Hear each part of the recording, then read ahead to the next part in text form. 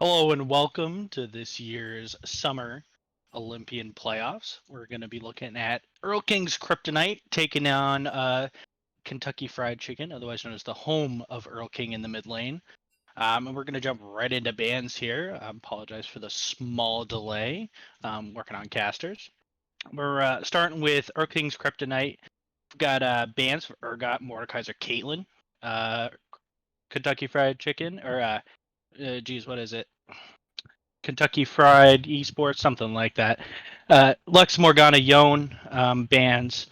First pick the Hecarim on EK's side, followed by Senna Leona, and then Volibear Ash coming through for the side of.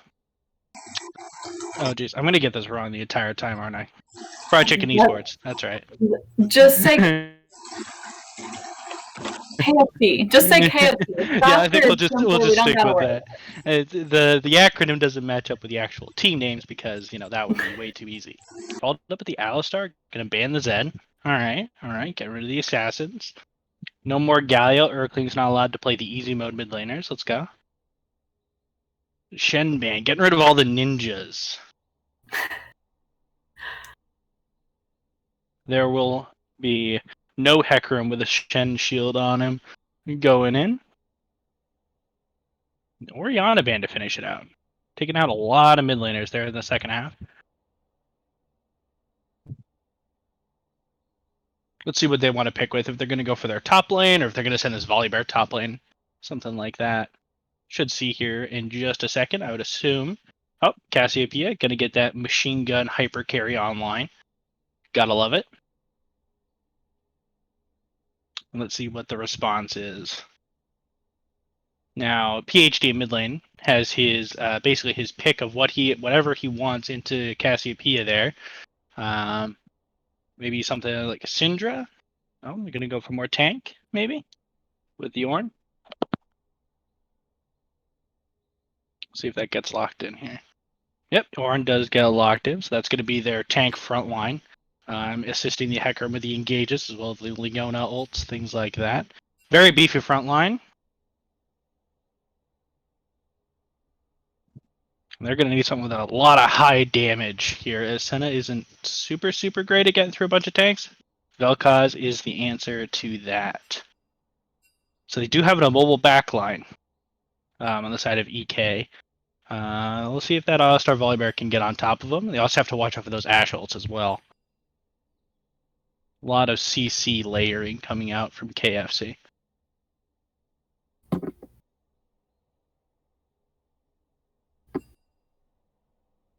going to see that final counter pick coming in here. And a Singed layering down the poison for Cassio during the team fights this game. A little interesting. Don't know how well that does into Ornn, but I imagine he probably just shoves waves in and walks around, does his own thing. Kind of just ignore each other. Alrighty, so our final lineups are going to most likely be Hecarim in the jungle, Senna Leona bot lane, Ornn top lane, and Vel'Koz in the mid lane for Earlking's Kryptonite. As well as for KFC, Volibear in the jungle, Ash Alistar bot lane, Cassio mid with a Singed in the top lane. We're going to get into those quick little bans here. We're going to finish it up in the tournament draft mode, and then we'll head on into the game. So what do you guys think? I'm thinking that this is pretty much a very late game scaling on both teams' side. You got the hyper carry Cassio, and you've got Senna, Vel'Koz, Ornn on the other team. They're just going to keep getting stronger as the game goes on. I like the engage on the side of KFC. They got a little bit better, I think, long range engage. They can kind of look for picks with the Ash arrow, and then even if it misses, they're not hard committed into the fight. Unlike the Hecarim Leona engages, which normally pull them directly into the teams. So a little bit of safety, although I believe EK does have a little bit more damage on their side until that Cassiopeia really comes online at 3 or 4 items.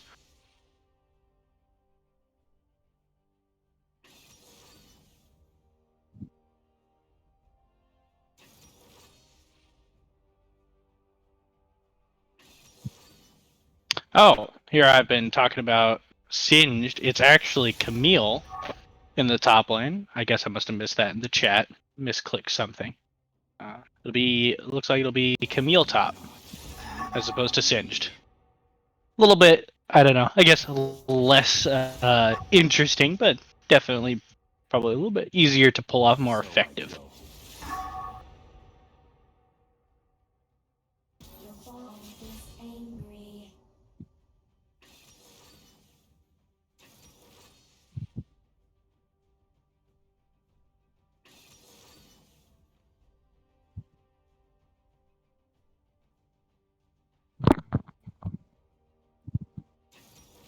Right.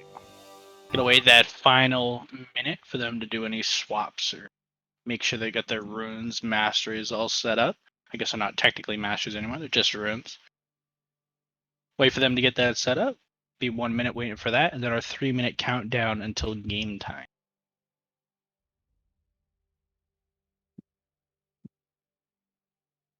Who is your preferred winner?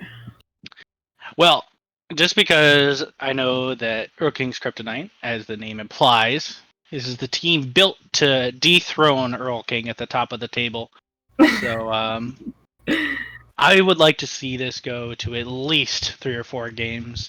I think it could be very interesting if they manage to come out on top in the first game. Put the heat on Earleking and his team here, KFC.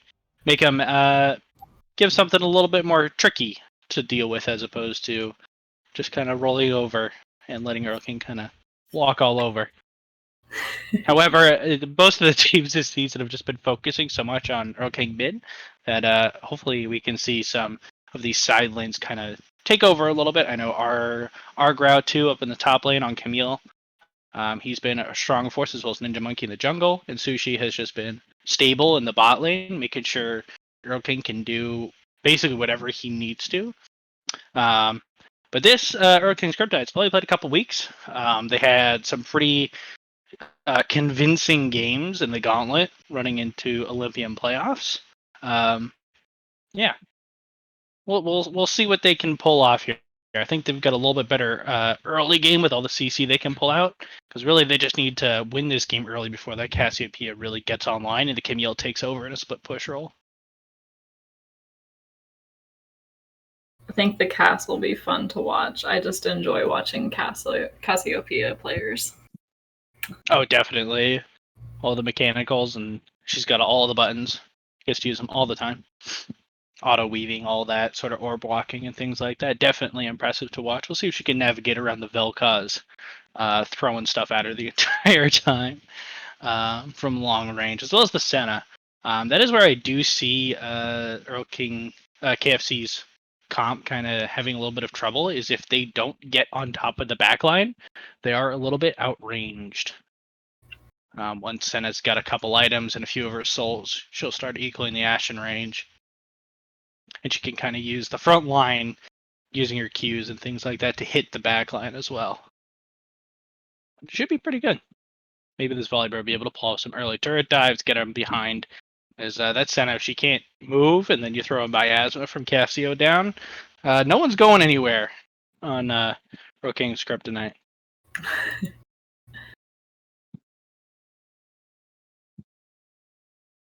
There's only one champion that really has an ability to actually dodge it in the first place. So that's the Ornn, which is the guy who doesn't really want to dodge things. He wants to get hit in the face, so his Senna doesn't get hit in the face. So we'll see how this works. Then things like the miasma, Camille ult can also separate fights decently well, throwing the miasma maybe behind the Hecarim after he kind of does his engage, preventing the team from following up with him. There's a lot of counter engage with Alistar, Cassio, Ashe. Because if you screw up and you don't quite kill them, they just keep you slow with their allies. And of course, Ashe does her thing with her auto attacks.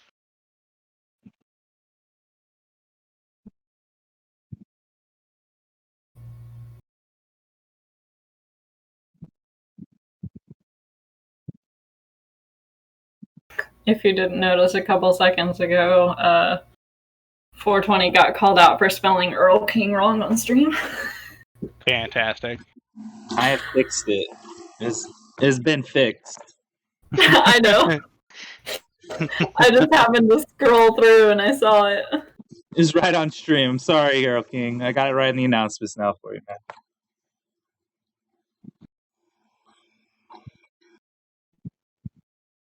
Ah, yes. The lovely Spirit Blossom Cassiopeia skin. That is a fantastic skin. I enjoy that one. I enjoy the splash art for all the Spirit Blossom skins. Alrighty, we're going to get paused here at 12 to get us all synced up.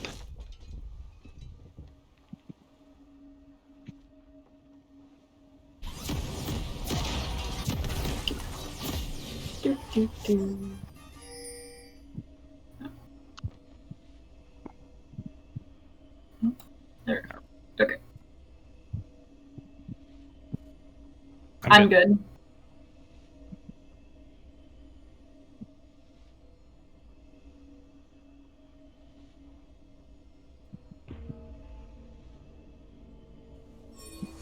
Alrighty. Now just getting into game one here. We've got the Cull coming out in the center. No Cull on the side of Ashe. Maybe looking to do a little bit more combat in the early game. With that Alistar, maybe comboing up the Leona. Chase him down. Now, there has been a captain's agreement made that they are allowed to use emotes and talk in all chat between these two teams. However, I will mention to them that they are on stream. Let's keep it relatively at least PG-13 here.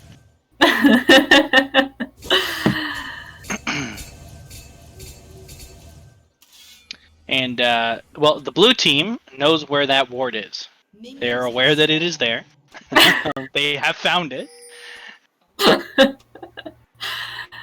Maybe a few more pings for good measure. Maybe just a couple more. Should see here. So it looks like both junglers are going to start on the bot side, which should path both top. I can see Hecarim maybe doing more of a full clear to boost himself above this Leona, especially with that ignite that he hit, or above the Volibear. Especially the ignite, he could be looking for combat against him. Volibear with Camille, the engage range is huge. So being able to get up to that top lane relatively early to see what they can do to this Ornn.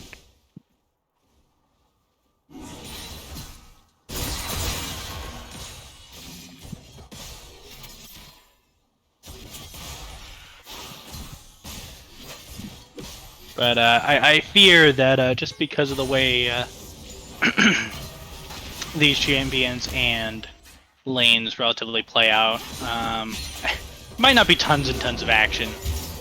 Ashe and Senna generally don't need to do tons in lane. They can. They don't need to. Oh, well, we're being aggressive down here. We have an engage from Leona. Alistar going way low in HP. Burns the flash. Ignite from Leona. It's a pretty good trade. Alistar just staying a little too far up, not hitting level 2. And now they've sacrificed a lot of their lane pressure, so hopefully they can stay kind of in this frozen spot. Gank mid. Gonna get some big damage on the Cassio. Good dodge on the Vel'Koz Q. Ends up burning the flash for the ignite from Hecarim. It's always fun to have junglers with ignite.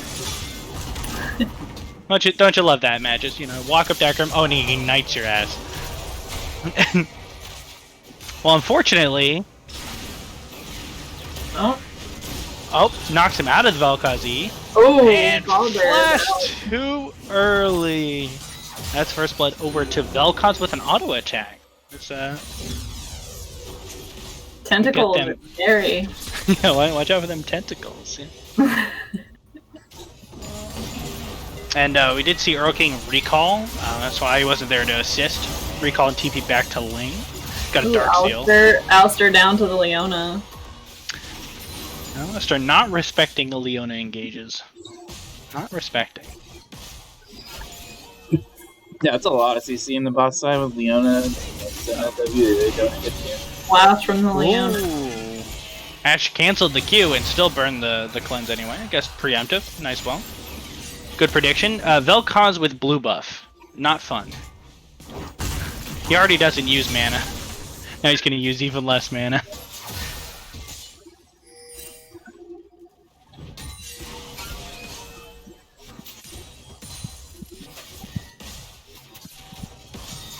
Alright, now that Volibear has died and lost his flash, KFC is going to have to take a bit of a relaxed pose, see if they can keep lanes kind of pushed towards them, prevent ganks as best they can, try and stay safe in their lanes, as they ain't winning fights at the moment. Oh, good engage from Alistar, gets both of them. Is Volibear going to get there in time? They might be able to get the Leona at least. Looks like it. Ash autos are in effect. Yep. There you go. Leona's down. Well done, good gank. Excellent combo from the Alistar there. And Ash making sure she definitely can't run away without flash. Now, here's a little bit something interesting. This Camille's had Ornn there pushed in. Hecarim gank. Stop for the Hecarim gank. Good CC. Alistar down. Oh? Is Ash gonna go for it? Nope. She might be able to win this. She's got a huge minion wave. Yep. Ooh. And maybe. Yeah, Nope. yeah. She makes it out. Volibear gets it. Oh! Well done. She thought she was. How mean. I'd also like to commend this Polar Bear minion up in the top lane. He's been CSing under turret pretty much the entire game since level 2. And he's got a 10 CS lead. Well done, sir. Don't know what Camille's doing. She misses the CS. She's not even CSing under turret. Huh? Volibear maybe biting off a little bit more than he can chew. And that's the second kill going over to the mid laner from the jungler. Get a little bit of a freeze action going up here in the top lane. Nails the cannon minion. Well done. Nice engage.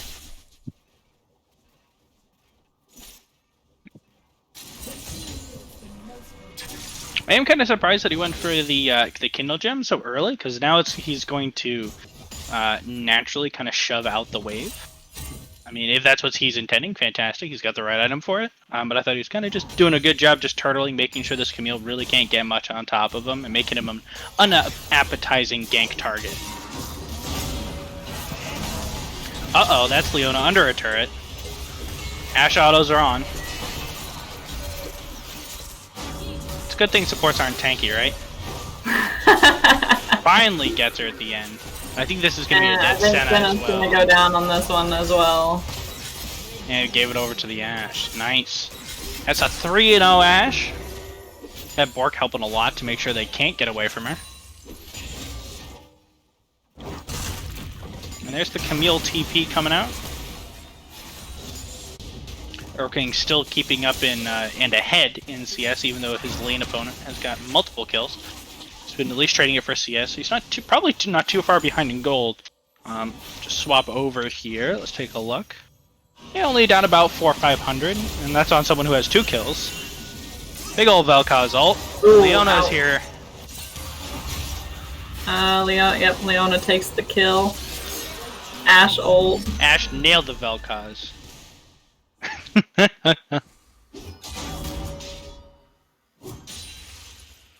Oh, it looks like also we, at least I missed, up in the top lane, Camille going down to Ornn. I didn't see that one either, actually. I think it was during that bot lane combat that we saw. Yeah, it happened at the same time, if you go scroll back over.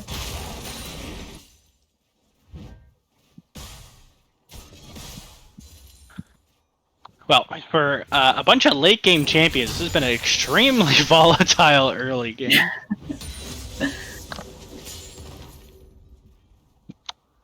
I wouldn't be surprised if we see some more action in the bot lane in about a minute when Ash's ult is back up for that long range engage. Vel'Koz already sitting on his full Ludin's Echo. KCP just getting that tier stacked up, looking to become that late game hyper carry she is so proficient at. Cassiopeia warding around. Yeah, this poor Camille is not winning these trades. And Ornn's only using one button. Oh.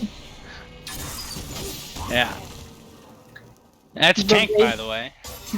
The vape god in action. Yeah, vape god All in there action. for the gank. Excellent. Fossil Lord would be proud. Ornn ult.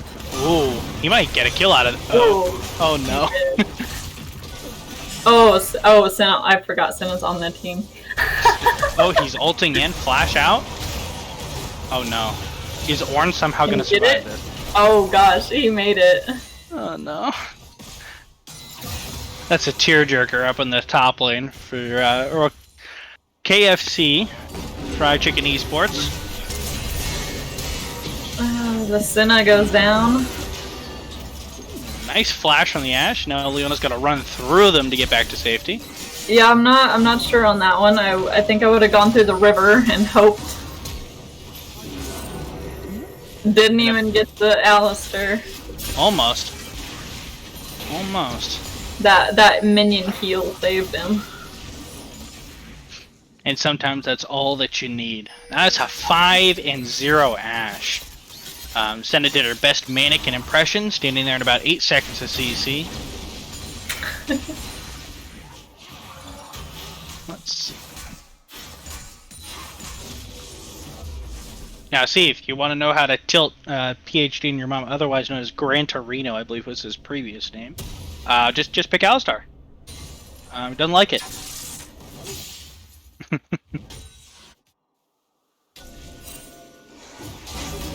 See, they're rotating up to this Rift Herald up at the top, as Volibear already got the Mountain Dragon.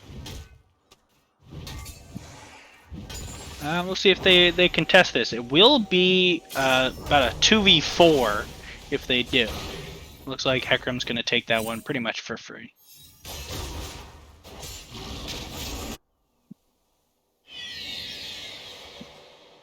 Alrighty.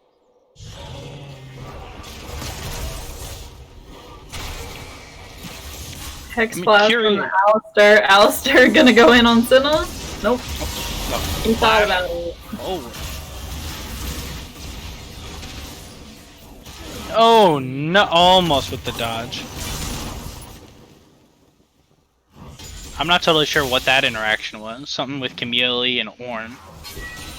Just stunned her against the wall for like 3 seconds. Okay, that was an excellent flash. Almost made it out. Wasn't able to sidestep the Vel'Koz Q at the very end of that burst combo with Leona flashing on top of him. Or flashing to ult Cassia.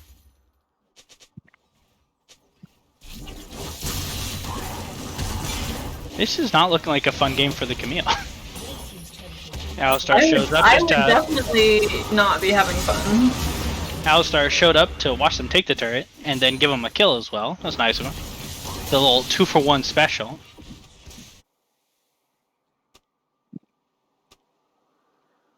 And it looks like they also managed to burn the TP from the Cassio. Went somewhere, and I believe it was to the turret. The turret died. Oh, Ornn is about to dive the Camille. Ooh, well played. Ooh.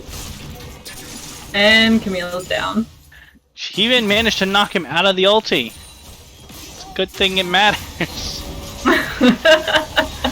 Oh boy. Oh, Ashe ult. That's Ashe dead. That's Senna dead. Leona dead. Hecarim runs for his life and this might be over to Cassie. Yeah. I don't know about that dive. I mean, I guess they got one of them. Quite interesting, to say the least. I mean, technically they got the shutdown, the one that was worth the most gold, but... Yeah, Leona doing a bit of a Sammy 2-slap impression there with the kill. Doesn't matter what's in the way.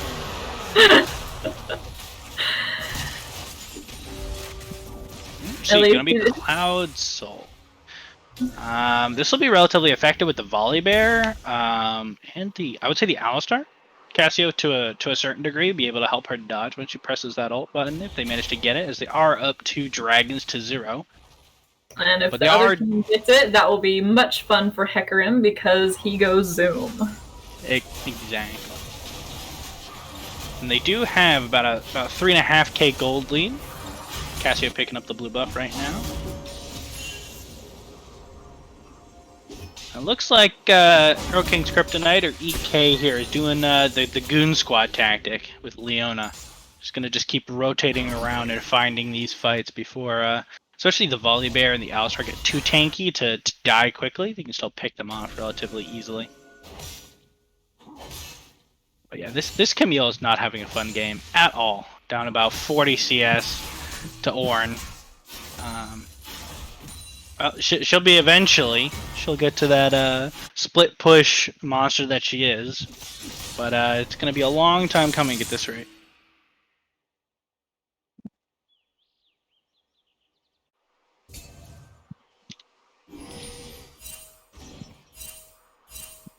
And Vel'Koz, with these 4 kills, has managed to push himself out to about a 2k gold lead over the Cassiopeia. Ashe still holding on to hers above Senna, about 1.5k, roughly. Sports are about dead even. Got a 1k gold lead in the jungle, and 2k gold lead up top. These solo lanes from EK are taking them to town. I know it's not... Mostly Earleking hasn't been actually dying to the Vel'Koz. Vel'Koz just been picking up the random kills from the jungler, the support, and one lucky one there on the Cassio. We'll see. Yeah,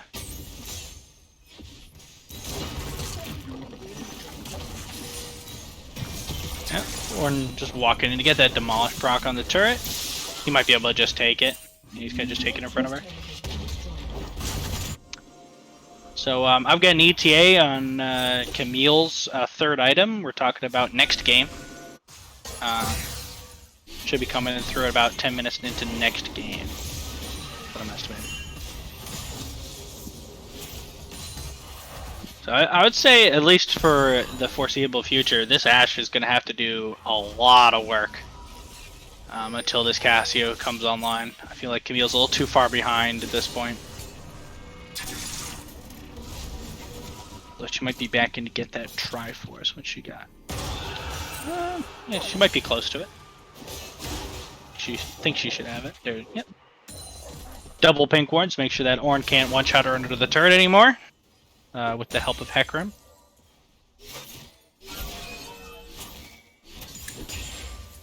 Let's see. Got Rift Herald coming up in about 30 seconds or so. Personally, I would like to see KFC's bot lane maybe rotate up and see if they can use that pressure from Ashe to get an objective up there. As there isn't a dragon to trade it for at the moment.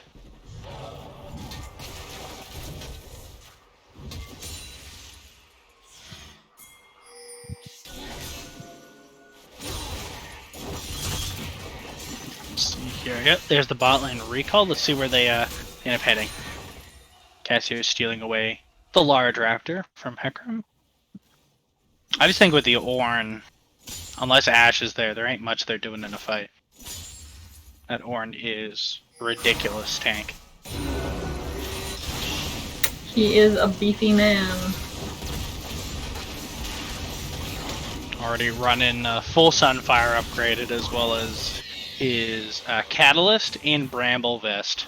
Making sure that Ashe isn't doing any healing during the auto attacks, as well as Camille. She does a little bit of healing via Conqueror. KFC definitely focusing on this dragons. That can be definitely turned into a win condition for them. They get the dragons, they should be able to hold out the game with the Cloud Soul. It's just generally improving the cooldowns. Big ults are definitely the Ashe ult and the Alistar ult. Volibear being pretty decent for diving.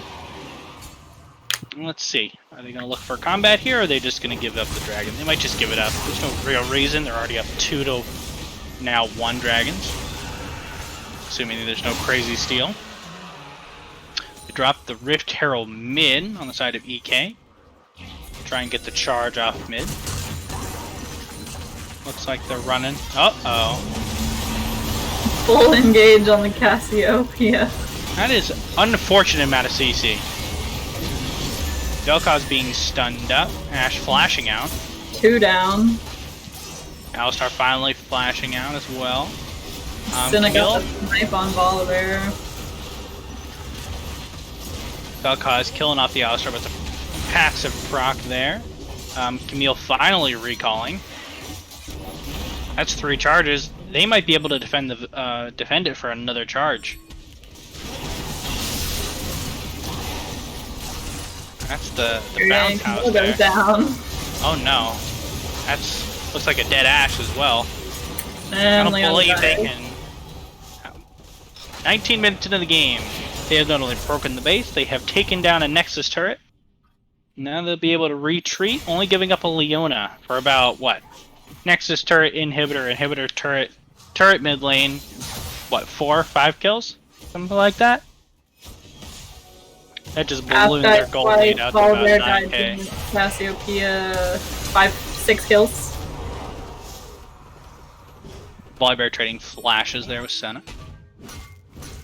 Ornn doing some work for his teammates there, giving them some upgrades. That's an upgraded death cap on the Vel'Koz. Well, if he didn't one-shot you before, he's going to one-shot you now.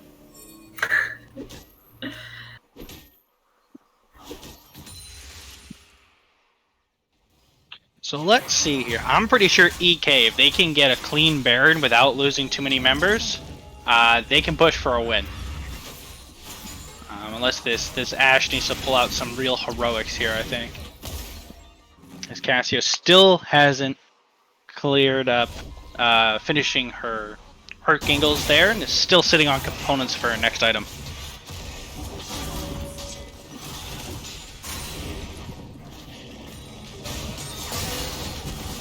And they're starting up the Baron.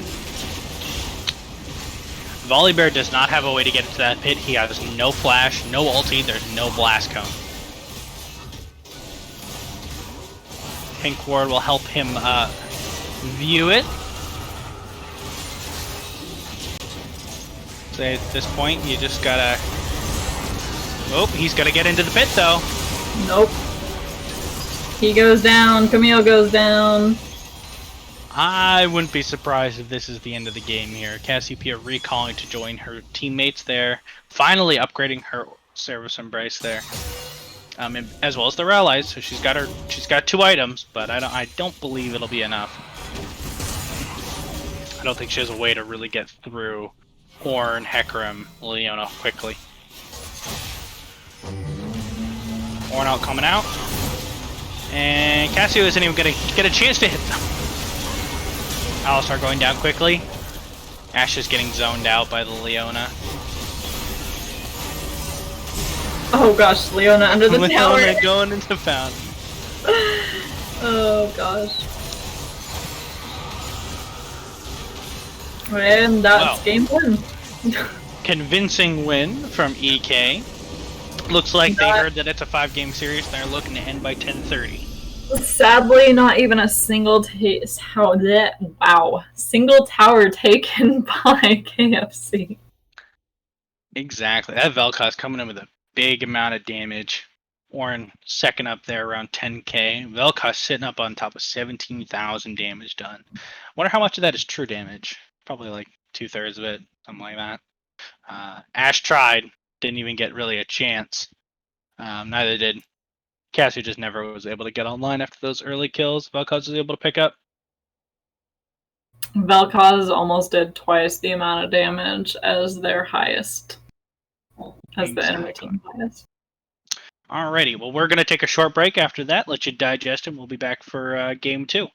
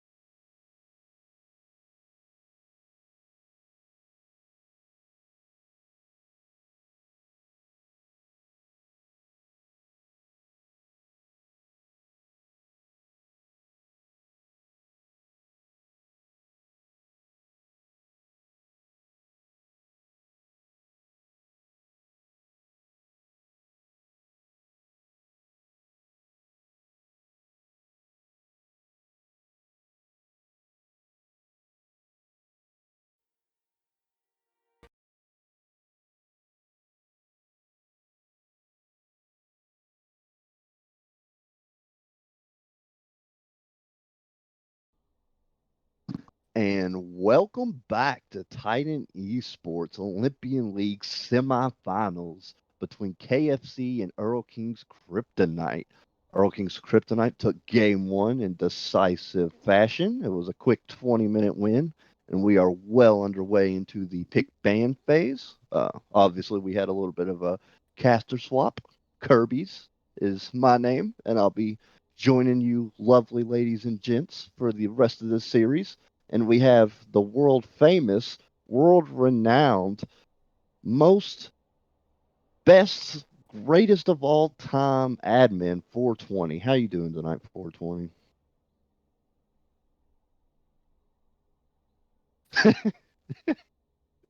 Yeah, I mean, obviously, after the season is over, we'll have to take the frosty Red Bull Little Caesars Arena vending machine over to the championship team's house for the off season. So get them while you can. Oh yeah. But we are well underway in draft. All the bans are out, as you can not see on screen at the moment. I just put it on screen. It should be. Yeah, they are in the second but part. will be up shortly.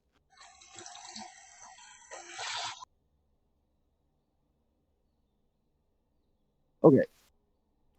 So, all right, something's got to be wrong with. There's no way they drafted Kindred Evelyn, right? They actually did. That was not a mistake. That, yeah. I'm guessing Kindred ADC, which I would imagine is awful because of his passive stacking mechanic.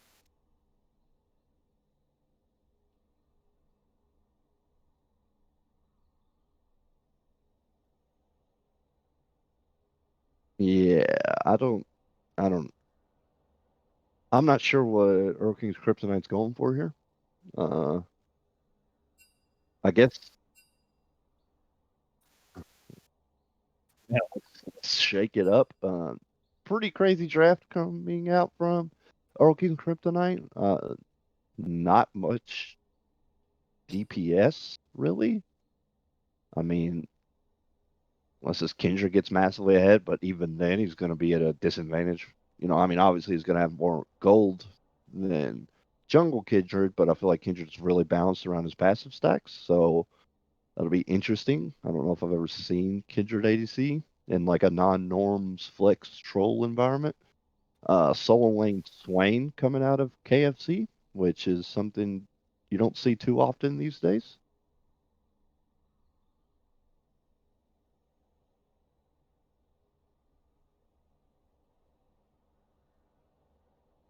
Yeah. Yeah, I'm just really curious about this Kindred pick. I mean, like I said, I feel like he's, been out for a while and he's pretty heavily balanced by Riot through his, passive stacking mechanic. It'll be interesting. They don't, yeah, they, like you said, they have this upfront burst and then what, you know? I mean, Kindred's going to be so short range.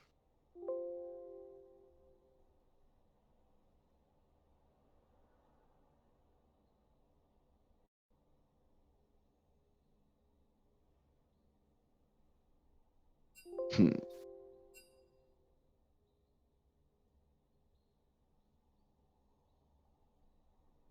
Yeah, maybe. I don't know. Where are?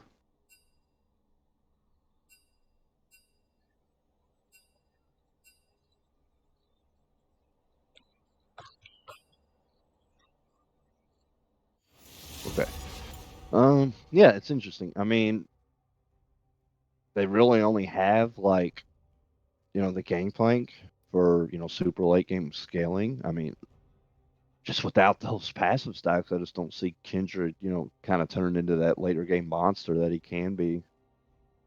I mean, they've got beef with Galio up front, but I mean, outside of that, they're just going to be looking for, Evelyn LeBlanc flank routes to, get on this Ashe.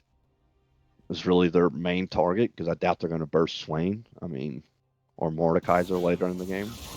But we'll have to see. I mean, this is an interesting giraffe to say the least. So I mean, found out my mic was not on the right channel. So this is probably everyone's first time hearing me on stream. So hello to everyone tonight. How are you doing? I've been talking to Curbs for about the last 4 minutes. Now I sound insane talking to myself. All right, now we're all set. That should be good. I don't know if someone can give someone in chat can give him the link to Discord. I'll give it to you in like a couple minutes. This thing's kind of Here, I can do it. I got you. I'll just post it in the. Can I do that? I think you can. Yeah, you can post links as your moderator.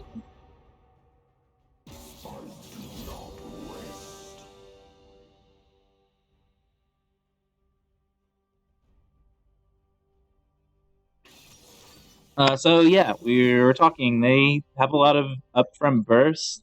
Swain and Mordekaiser kind of does get tanky later on in the game, so it'll be interesting. A lot of the power is gonna have to be in Kindred to kind of nuke them down. Yeah, I mean Evelyn and LeBlanc are really gonna be forced to like find these flanks on really Ashe only, and even then, you know, with the Leona peel, I mean it's gonna be difficult. I mean I'm really liking.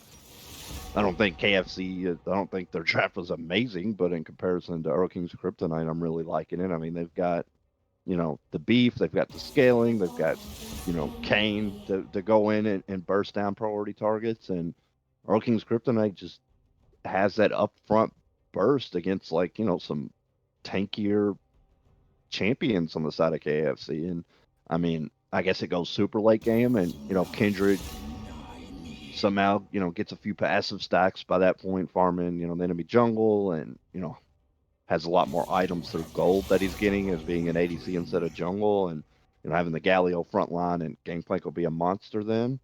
So maybe that works out a little better if it goes long enough, but we'll have to see. Yeah, that's what I'm interested in seeing. Like Kane, like you said, if he gets a couple kills early, like he can take over this game. Same with Kindred. Like Kindred gets a couple early stacks, she can really like get that range going, and yeah, she could also take over the game.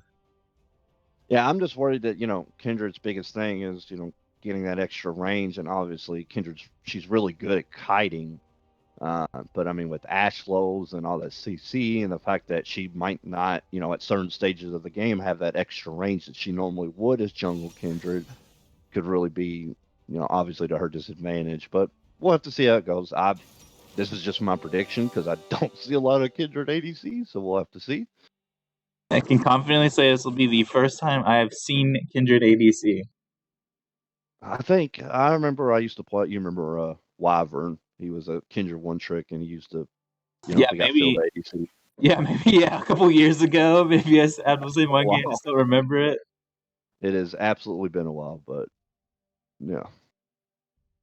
It'll be interesting. I mean, you know, you're up 1-0 and a super decisive win. Why not, you know?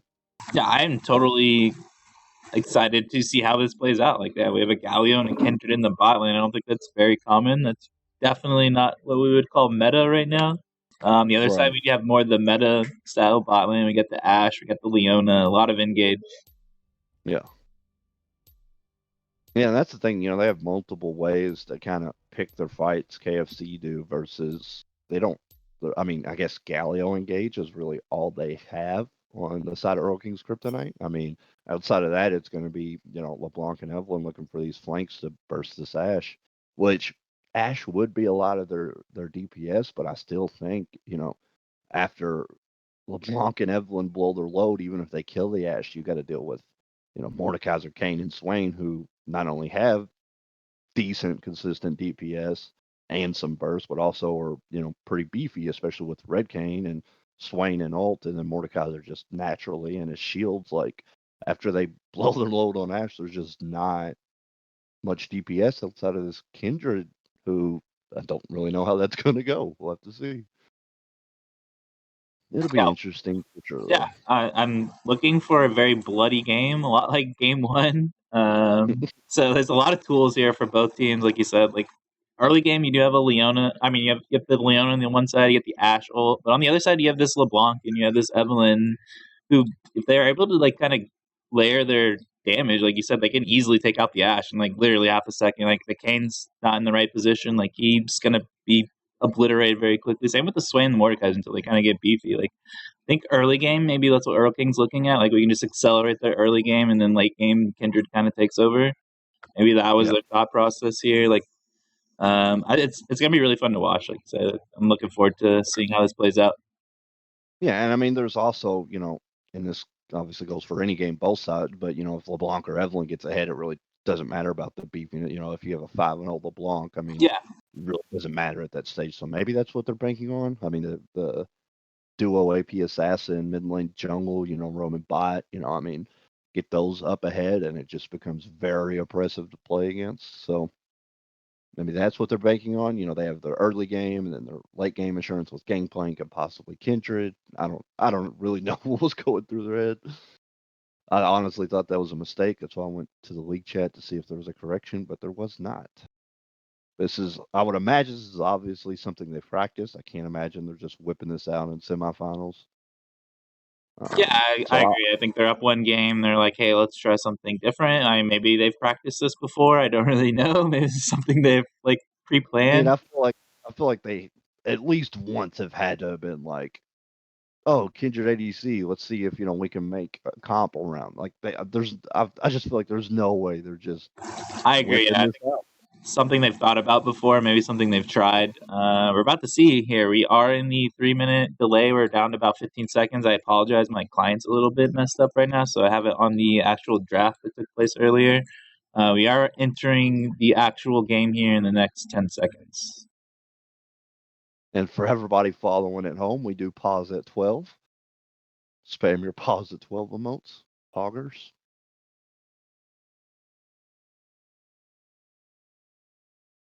In other Riot news that I know literally 0 people total in this stream are going to care about, the Legends of Runeterra expansion drops this Wednesday, and I'm pretty excited for that. There's probably a total of 0 people currently listening that actually care about that, but I was thinking about downloading that, actually. Rachel downloaded it the other day, and she was kind of messing around with it, so... It is a blast. You absolutely should. I will teach you my ways. I like the idea of not having to buy card packs. Yeah, I mean, there's no pack. It's super. We'll talk about it later, but it's super free to play for. Like, it's insane. Like, I have like every S tier meta deck, and I've spent like $20 on cosmetics. It's nuts. But we'll talk about it later. I am paused at 12. I am as well. Count it down real quick for us. 3, 2, 1, hit play. And we're off. Yeah, LOR is lit. That's like the only game I play every day nowadays. Like, I haven't played League since, we played our Risen game yesterday, and before that, it was the Risen game last week. Welcome to Summoner's Rift. Can we remake this as an accident? Oh, he took Glacial Augment. Ouch. Kindred took Glacial Augment with Exhaust. Yikes. There are no remakes allowed unless both captains agree to it, so it looks like this will be played out. Oh, no. Exhausted Glacial. A reminder at home, in the minute countdown until the game starts, where you get to change your runes and masteries. Make sure you do that. Oh, no.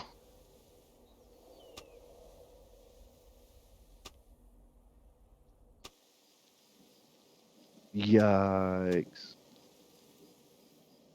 That's actually terrible.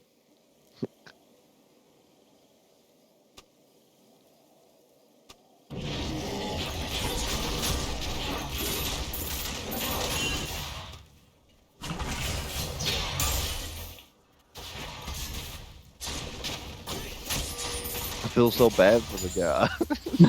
This is like we've never seen Kindred AD carry. This is what you're getting. That feels so bad. And like, I would imagine Kindred ADC would probably want to go like PTA. I mean, I don't know for sure, but definitely not Glacial. Reinvent the meta here. Don't worry about it. We have slows for days on the Kindred, okay? Yeah. Yep. Hey, what the Down here for early game. Yeah, I mean, there's not gonna be much going on there. Yeah, kind of pushing it. Earleking getting some good trading off early with the LeBlanc.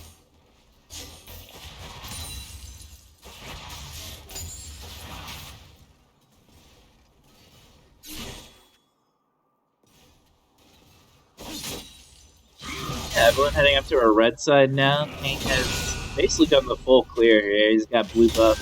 Probably has over here to Tom. Yeah. Wow. Flash exhaust coming in. Oh, and the Kindred does end up getting the kill. Leona trades it back. That was every single sum burned from Earleking's Kryptonite in the bot lane. Leona is the only one that has a sum left on the side of KFC. But I mean, that was really good. Yeah, in the end, it slightly favors the Kindred. She gets the kill. Leona gets the return kill. Yeah. And that is, as Grant pointed out in the chat, that is his first stack. He had Ashe on his passive stack. Right, yeah. And the bottom scuttle here is also her second stack. So she'll actually have 2 stacks here going back to lane. Yeah, and I believe she gets her first big buff at 3 and then it's every 4 after. Correct, yep. Yeah, so 1 away from our first kind of range increase here. no, it's 4 and then every 3. So she's 4 and away. then every I could have swore it was the other way around. But yeah, after she gets 2 more, she will get 75 range, and then every 3 after that will be an extra 25. But I mean, that's awesome. By 4 minutes, having 2 stacks is a emergency clincher. That's actually good. Ooh, good prediction by Earleking. That was nutty. Sorry, silver player here. Takes the return off the LeBlanc. No. I kind of low on mana here mid though. It's probably about all he can do for trading. Yeah. Gangplank's not really having a good time. They expected early again. Yeah, I mean, he's really not that far behind, all things Yeah, considered. CS wise, he's only down about 60. So. He is taking some damage. I think this comp is really just thinking Flash with coming global. Leona does have Flash, so I imagine she's going to be safe regardless. Just gonna walk it off. That TP coming in and re-engage. Kindred is not going to walk it off. And not able to get Swain and assist on that, but good TP there regardless. Kind of give them pressure. Leona was, oh yeah, for sure. Leona was able to walk it off and then immediately re-engage and kill Kindred. So that was good on them. That will give LeBlanc pretty nice lane advantage, though. Yeah, I agree with them being able to push her CS advantage here. It's always kind of difficult to CS on the LeBlanc early game, so... Yeah, that's why I don't play the champ. Yeah, it is legit one of the hardest ones to CS with, until you can basically clear the way with W. Yeah, you're probably like... Yeah, you're like level 8, level 9 before your W's one-shotting, like Wooden's Echo. Yeah. It's rough. Top lane we have Kane coming in for a gank.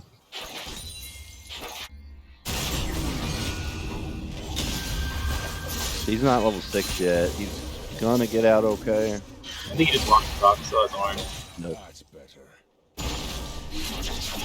That's good for the Kane though. Got some decent passive orbs. Try to expedite that transform. I think top lane here with the Gangplank you're looking at the Galio, you have the global ult from up there, you kind of layer those 2 global ults a little bit. And late game, Gangplank does, his damage does increase quite significantly, so. Right. Oh. Yeah, Galio's gonna die for it. I don't know if we get the return here either. So. Heal comes out. Oh! Wow. Wow. Okay. No, I think there's a little bit of miscommunication there. The Leona flashes away, and the Ash still Yeah. tries to keep going forward. But that was not another stack. Kindred had Leona targeted, so while it does give him his second kill, he's still at the stack. He's gonna try to burst Leona, so that's his third stack. He does die to the cane, but he gets his third kill and also his third stack. So one more and he will get his 75 extra attack range, which will be huge in lane against the Ashe, and then obviously later in the game. He also has a That's actually TES lead over the Ash, so the Kendra's looking really good here. Yeah, absolutely. I mean, forcing the trade in the flash as a support for the mid lane. I'll take that every time. I will always trade my support's flash for mid lane, so. I don't even think that was a spot. I think he head splashed over the wall. Oh, it was Hex Flash. No, yeah, it was. His flash is up. Yeah, You were right. You were right. The Evelyn is sick, so she's got her perma stealth here. Fun game design, by the way. I got in the chat, GP is getting destroyed. Yeah, he is. Early game, I mean, he's even in CS, he hasn't given up any kills. Like, his power spike is really mid to late games. I feel like he's doing okay. Like, Mordekaiser also is going to get pretty strong mid late game, but so far I think GP's. Yeah, I mean, he's pretty much even in CS.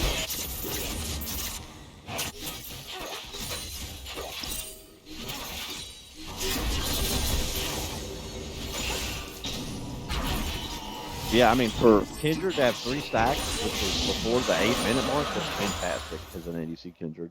And 3 kills, I mean... Yeah. As soon as one of the stacks rotates to the enemy's bottom side jungle, I feel like she'll immediately be able to get the 4th stack. They have pretty good pressure here in the bot side. Right. Fortunately, RNG, the first kind of respawn after the scuttle, puts it all the way on the top side. So be able to get that. Right. And she's already on Cutlass and Recurve Bow, while Ashe opted for a Cutlass and a Cull, so... And she's down 13 CS.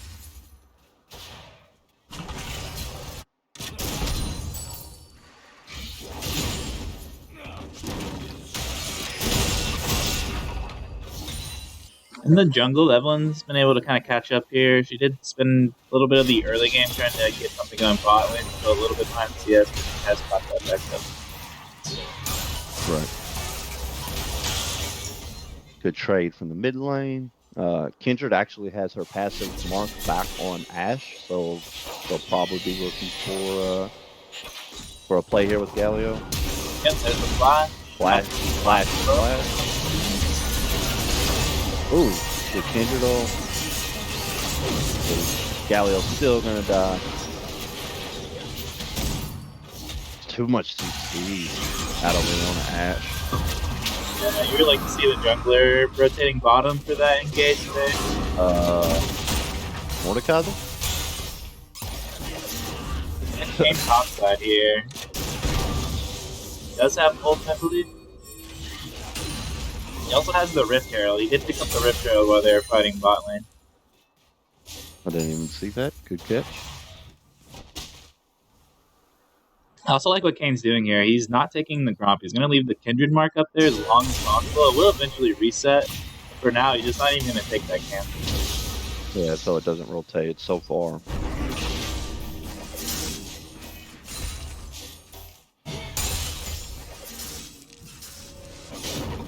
Yeah, LeBlanc's level 9 now. She's got her lost chapter. She can one-shot the... I thought it was about level 9 when she one-shotted the cast. Yeah, I agree. I think that's when you get basically the first time to you.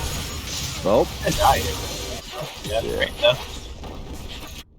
Yeah, that ult saved him for long enough to get the return kill there. It was good by Earleking.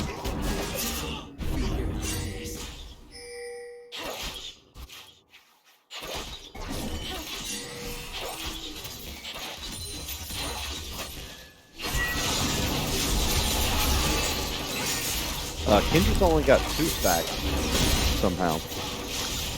Maybe Yeah, she rotated off. Yeah.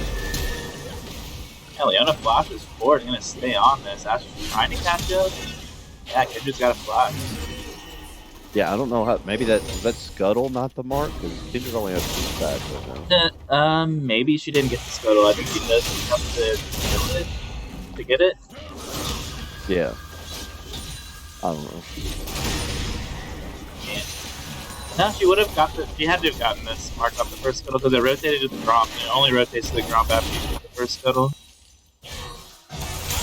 Fortunately, she's not going to get this mark either, which did respawn on this scuttle here. But I mean, she killed Ash when Ash was selected. She killed Leona when Leona rotated off of the Leona is what happened. Had to. Oh, the Evelyn's coming in from behind. That's going to be a dead Ash with no flash.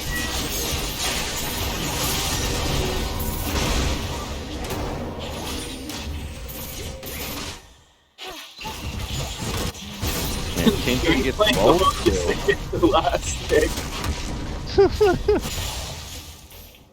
So that's 3 stacks for Kindred now that she killed Ash. She is a 3 stack now. But I mean, this Kindred's massive. I mean, she's got Bork, she's got Berserker Breed, she just got a juicy shutdown.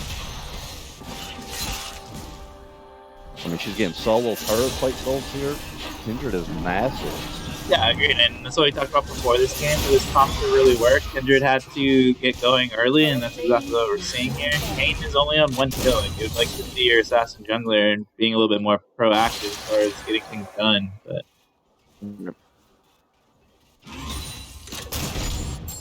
and especially with Kindred, you know, being so far ahead and having that ult, you know, I mean, that kind of just shut down and like, you know, Kane up front first or whatever.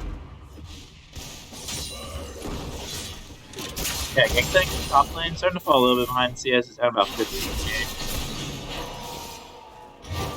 It's not the end of the world, but No, yeah. Like, just not getting more Kaiser killed early game is like the goal here. right.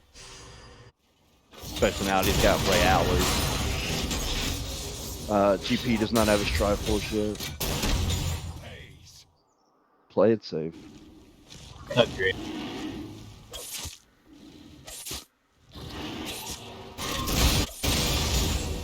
Like I said, once he gets the Trinity, much like LeBlanc, he's going to be able to just W-chain barrel the waves here. He should catch up in CS by mid-lane game. Right. Kindred single-handedly bullying him off the control board.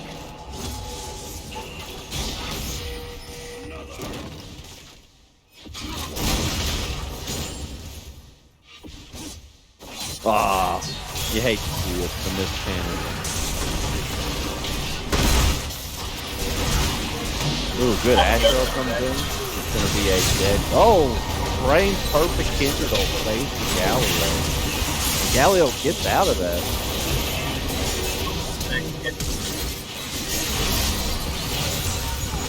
Oh wow.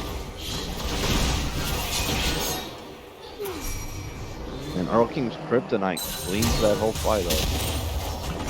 Yeah, Earleking's got the flash there. Get out of it. That was insane. That Kindred ult frame perfect on the That was, yeah, that was the exact perfect second to use that ult there. Yeah. And Galio flashes out and even comes back in with his ult to secure the Ashe kill, even though Ashe did get the shutdown on Kindred. Kindred just full bot Hurricane. Okay, did Kindred get another stack in this? I know they got 2 kills. Kindred is at 4 stacks, yep. So she got her first upgrade. Kindred now has 75 extra attack range, 20% of her Dances of Arrows bonus attack speed, 4% bonus current health damage.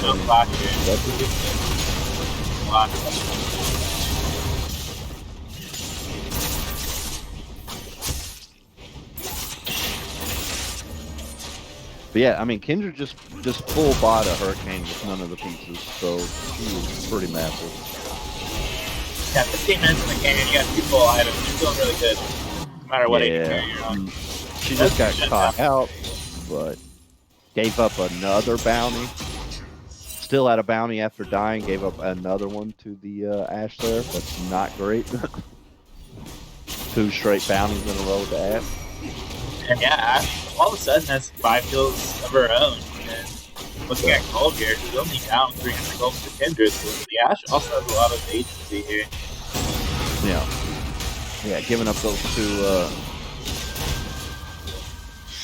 Gangplank's going to be in trouble here. Yeah, he's gonna have to flash. Mordecai, they got the ult up. Someone's gonna come up here try and do something. Like he's just gonna back Not up. much. Yeah. All of a sudden, Mordekaiser has full health. Fair and balanced.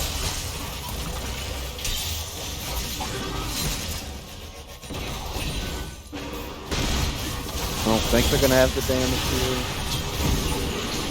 Injured shows up, LeBlanc eats an arrow.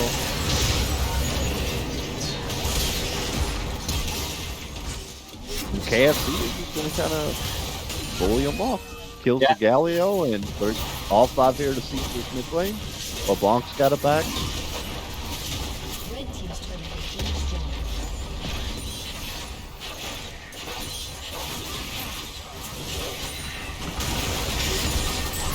Oh no, Kindred gets 100 to 0 in CC. Can't drop the ult. Can't hit R when you can't even move.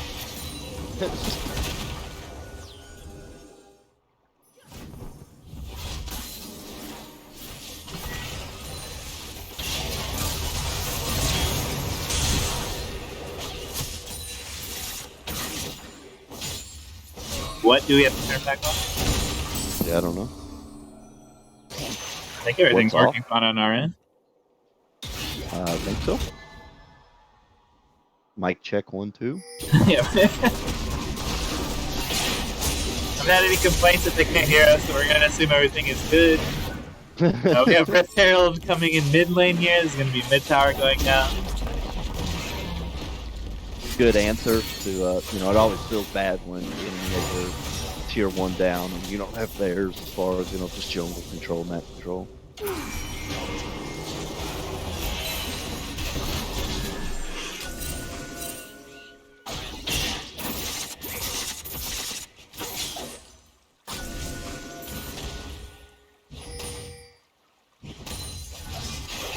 We have dragons spawning here. That was a wonky hitbox, but okay. I'm not 100% sure that Ash Arrow hit, but... So they get the kill on the Evelyn there, but Kindred and LeBlanc did get another tier 1. So all that remains is the bot lane tier 1. And for Earleking's Kryptonite, they still have their top tier 1, which is on its last leg. Yeah, this will be their first dragon here. It'll be Ocean Soul will be on the table. Yeah, I mean, potentially, 4 Ocean Drakes with Ocean Soul would be pretty nice. He tried to steal it with ultimate there, looks like. The ult is a little late, yeah. He's been a little late on his GPO, so that's okay. Yeah, as soon as he oranges here, he's going to get ulted. Just didn't get stolen. Almost just get stolen, kill. Yeah, I mean, Gameplay's on Trinity Force and Mordekaiser's on Leandri's Royales. See Evelyn getting caught again here. She probably dies again. Looks like she's flashed out. Topside, we have a 1v3 going on here.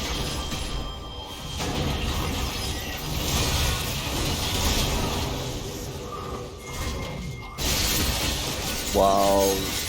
Yeah, they're gonna respond with Baron on the top side. Evelyn has no ult, no flash. No blast trying to get over on the side.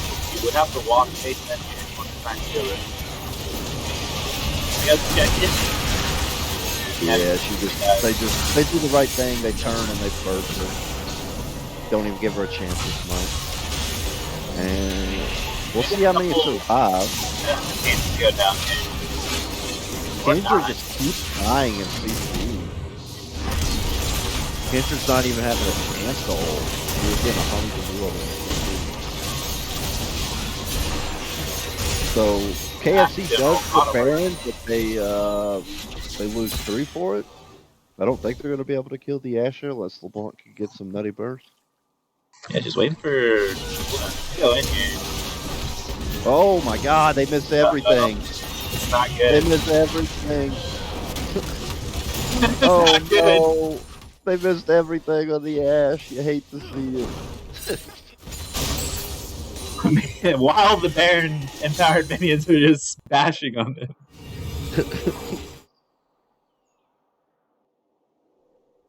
Yikes. So it's Ash and Mordekaiser, I believe, the only two with Baron left after that. Yes. Yeah, that was nuts. Ash just dodges everything. Almost gets the 1v3. Yeah, I mean, if you're going to go in with that low of health as LeBlanc, you've got to hit everything. Yeah. Stay in the boots. End of the day, Earleking Kryptonite is going to be down about 3,000 gold here. Yeah. It's so hard, Earleking Kryptonite versus the team that Earleking is on. It's so hard to cast. Like, I have to, like, pause while I say something. Make sure I got the right teams here. Alright, I'm saying the right names. Yeah, okay, cool. Yeah. Like, I know KFC and Earleking, and I know which team is which, red side or blue side, but, like, sometimes I want to say, like, Earleking instead of Earleking. Like, it's just, I gotta pause before I say it. I've already been called out once tonight by Earleking for spelling his name wrong. I'm sure I pronounce it right as well in this stream. It's actually French. It's Earleking.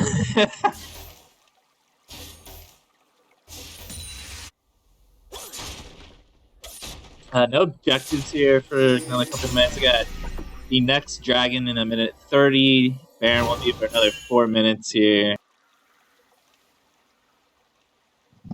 Ash still has the buff. She is pushing it mid lane a little bit. Kindred is still sitting on the 4 stacks, which this is the most important one.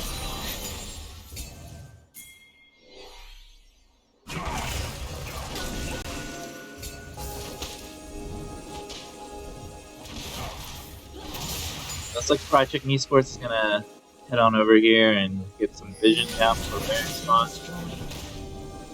Blanc does pick up the tier 1 tower in the bot lane.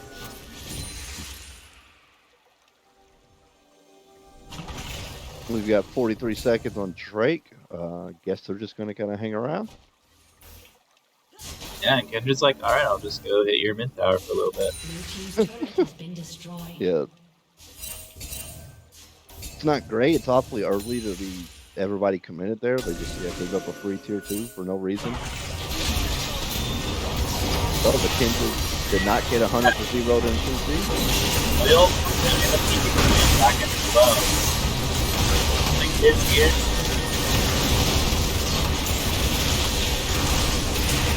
Kane ends up getting the Kindred on his lifeline. Mordekaiser and Kane should push him off. Flash. It's 2v2, but LeBlanc is super low on health. You have this Mordekaiser with basically full health. Very, very tanky boy. It should be able to. They're going. We'll get to Drake quickly here. I'm pretty sure Mordekaiser has the gold available. He does not. Never mind. Yeah. So 2 oceans on the side of KFC, which, you know, with the Mordekaiser and Leona, Kane and Swain, you really love to see it. I've seen this story before. I think you were in that game with me when Mordekaiser has Conqueror with Ocean Soul. It is not pretty. Yeah. No. Not at all.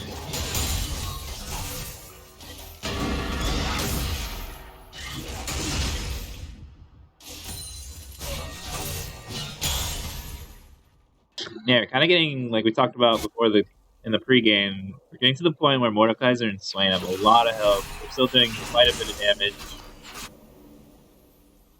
And it's just hard for LeBlanc and Kendrick and the Evelyn as well to kind of assassinate somebody.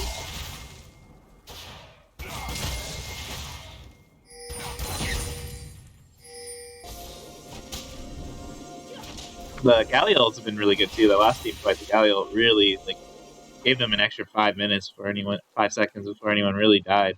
Just with the damage decrease and everything.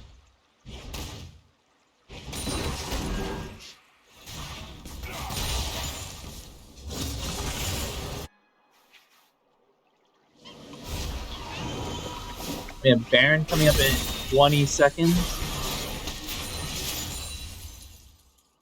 Yeah. I don't know. This is definitely two really fed ADs here. Kindred wisely picked up the executioners. I like that.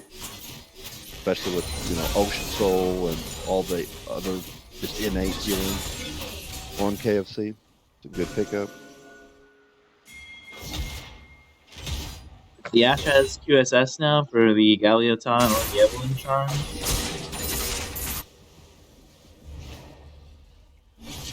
Also on 3, we did that.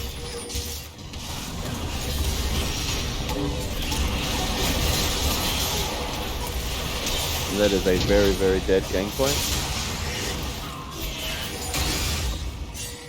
That's a really good Ashe ultimate by Sushi there. Like, waits for Galio to Gangplank to commit to his W.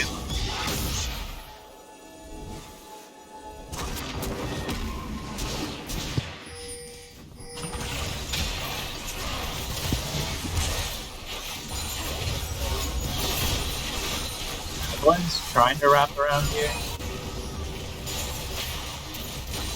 Mordekaiser spotted her out though. Yeah, just not wanting to get anywhere near.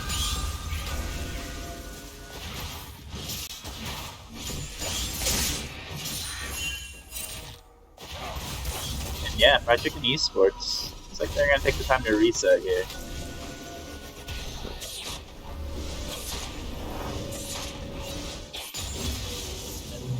A couple of them stay.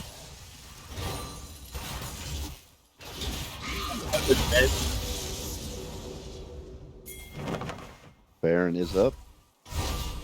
Evelyn gets spotted out. Ooh, has to burn her ult. Yep, Leona ult. Yeah.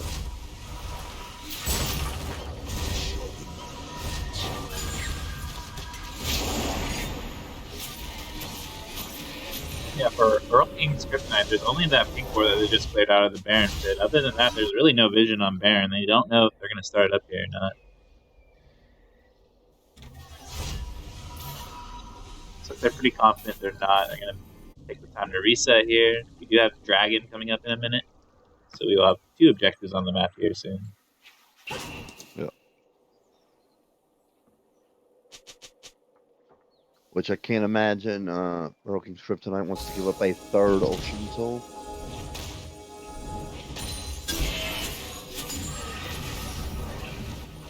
If they get vision around Baron, objective number 1, and it looks like they may rotate towards Dragon now.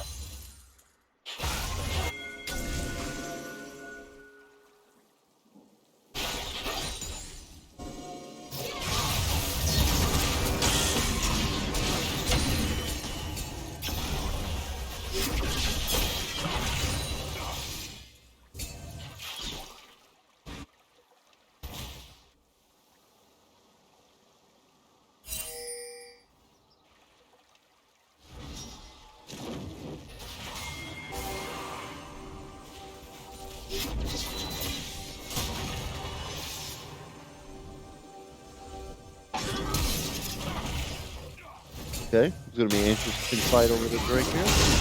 Galio getting caught early. He does flash in, gets a 3-man pot. Layering on top of his gangplank ult. Really good for Leona ult from the back line there.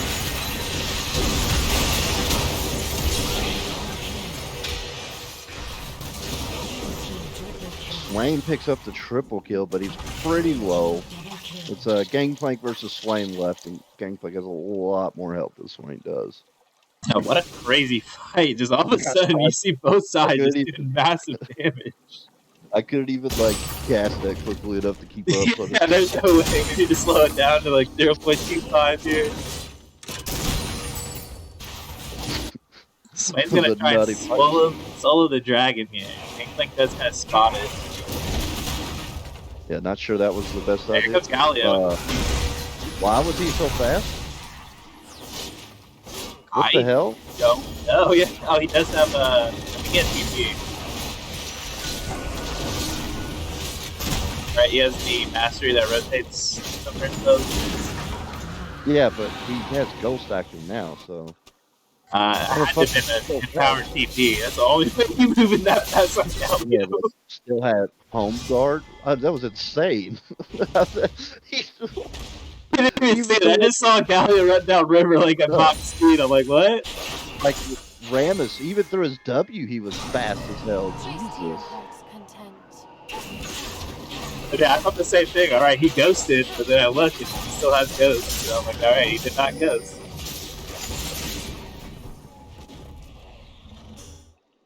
Jesus. We do have Baron up on the table here. Yeah, AFC has now 3 Ocean Souls. Ocean Drakes, excuse me. Yeah. Yeah, if they get Ocean Souls 4 Ocean Drakes, it's gonna be very, very difficult. It seems like them. This is such a bloody game.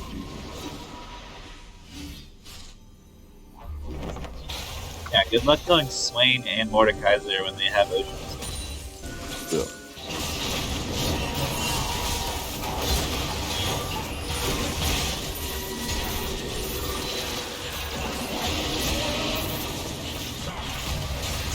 They're really go for this thing. I don't think they're gonna.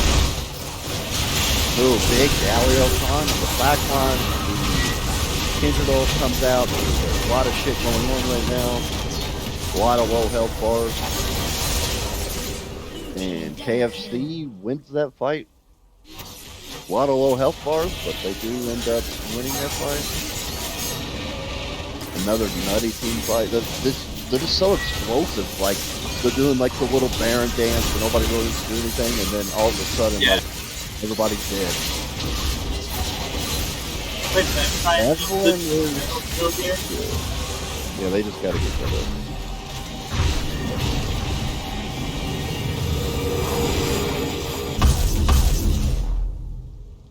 Yeah, they just seem to be like a little bit off on like what they want to do in the team fights. The Evelyn went in super early and got chunked low, and then she just couldn't really contribute to the fight at all. Like she had to go and take her red buff just to get some health.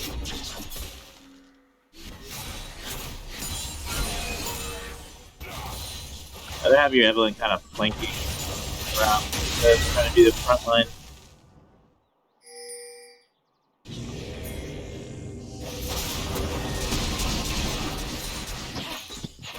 Alright, they're gonna go for a Baron Siege right down the middle here.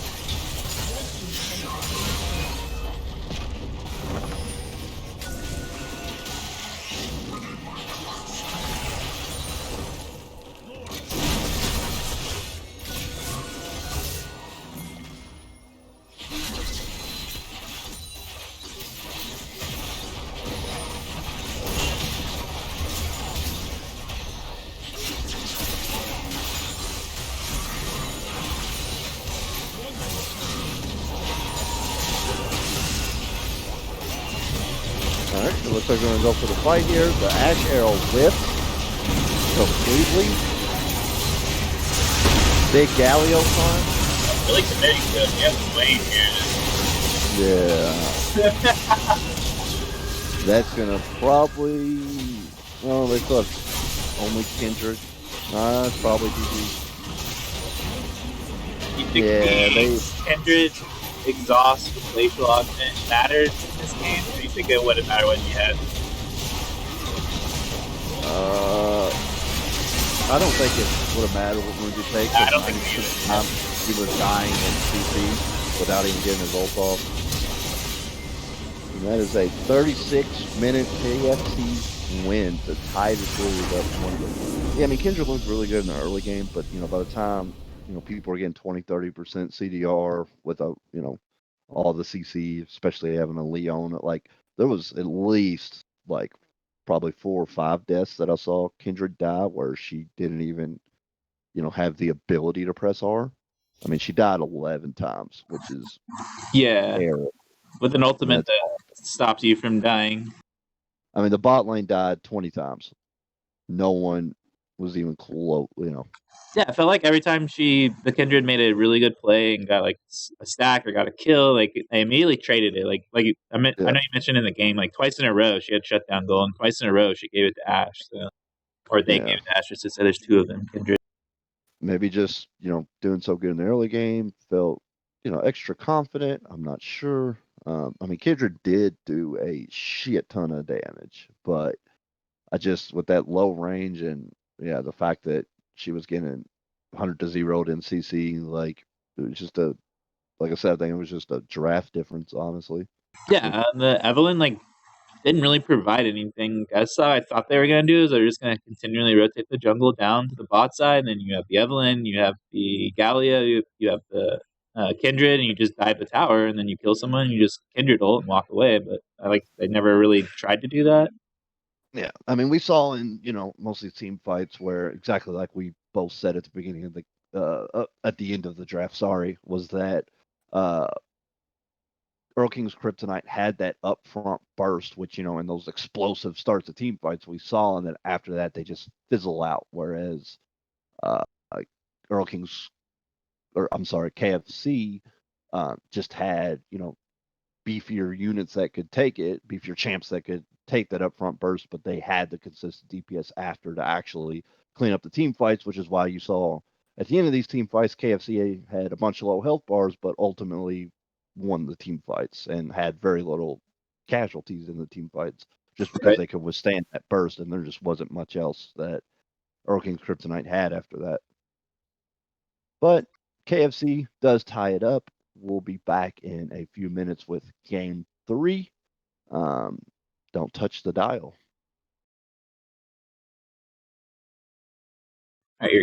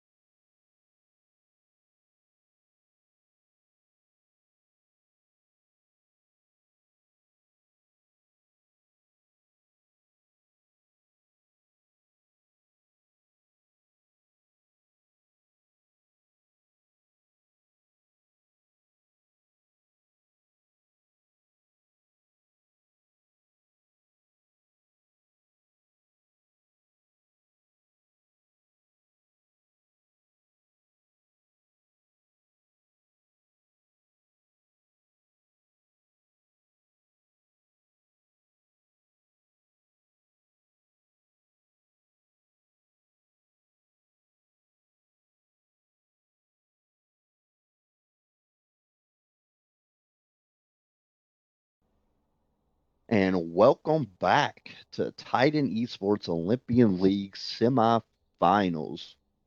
Okay, it threw me off because they named the pro draft baddies versus goodies. Where we have Earleking's Kryptonite versus KFC, not the baddies versus the goodies. I don't even know who's drafting. Who like what's I'm assuming Earleking's Kryptonite is blue side and KFC's Yes, red yep. side. Earleking Kryptonite is blue side. Yep. Fried Chicken All Esports right, is so the red side. all right, KFC is the goodies and Earleking's Kryptonite are the baddies here, just for clarity for the stream. We are in the second phase of picks here. Earleking's Kryptonite has Caitlin Pike, Kane, and looks like Twisted Fate they're picking up. While KFC has Hecarim, Leona, Senna, Akali so far.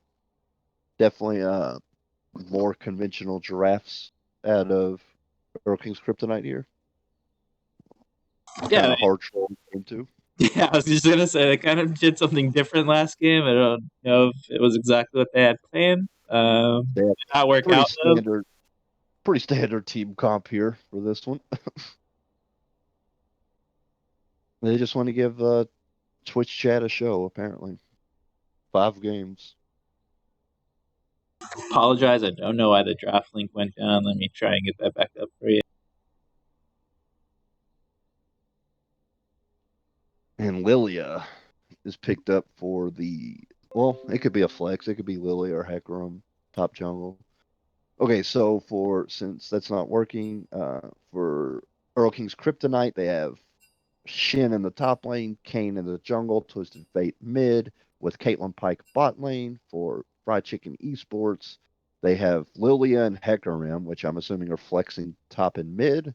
It could be either or with Akali or top jungle, sorry. Mid lane is Akali with a Leona Senna bot lane.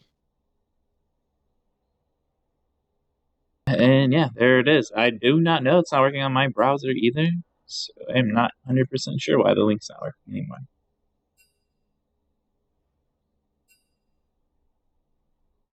Can you pull up the client to see them draft it? That'll give them a Yeah, visual. I can. Yeah, my client's a little bit buggy. It's not showing the right side. I do not know why, but I'll throw that up there. I just want to point out that my Blitz app came up, and for some reason it's showing KFC's stats like I was on their team, and it shows 4 of the 5 as bad warders. Earleking is a bad warder and a late warder, according to You heard it here first. Blitz. His first ward post minion spawn is usually placed around 6 minutes in, and he averages less than 6 wards per game. You heard it here first. Out. Earleking is a bad warder, according to Blitz app. All right, I'm excited to see who's going to go top here. I'd imagine Lilia with Hecarim in the jungle, but we'll see.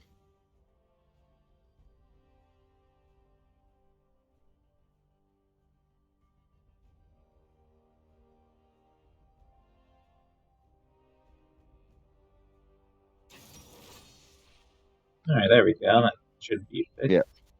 Lilia top lane with Hecarim in the jungle.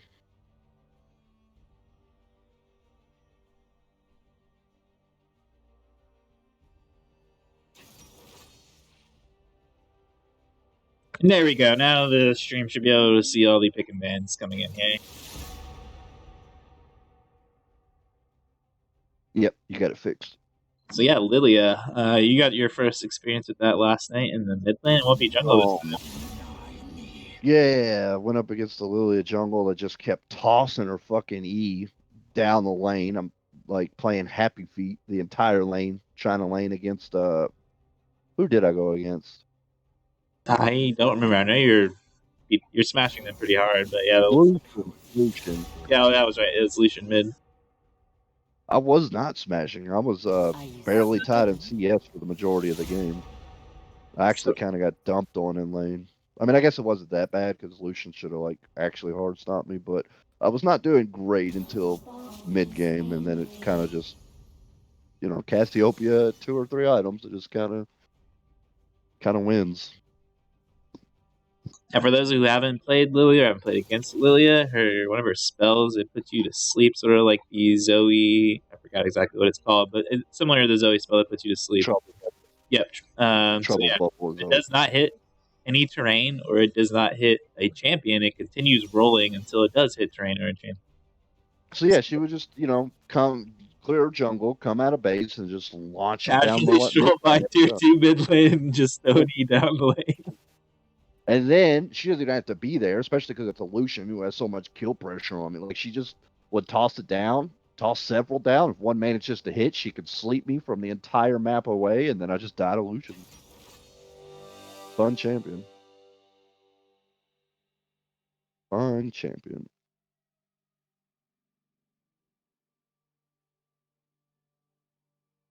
And again, it is Earleking Kryptonite on the blue side here, the left side, and it is Fried Chicken Esports on the red side, the right side here.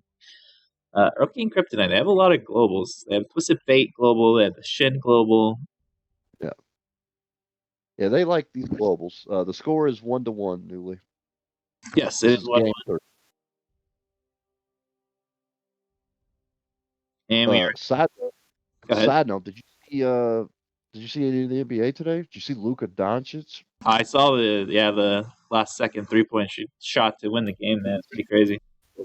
40-point triple-double, youngest player to ever do it, and then that clutch 3 in overtime. He's insane. I haven't seen anybody like him since like LeBron. He's 21 years old, dude. Yeah, 3 straight games. He's had like really, really good. I know he's down on his first game because he had 11 turnovers, but he was a monster that game too. I don't care what anyone says. He's had ankle. He has like an ankle He's sprain injured. right now. Yeah.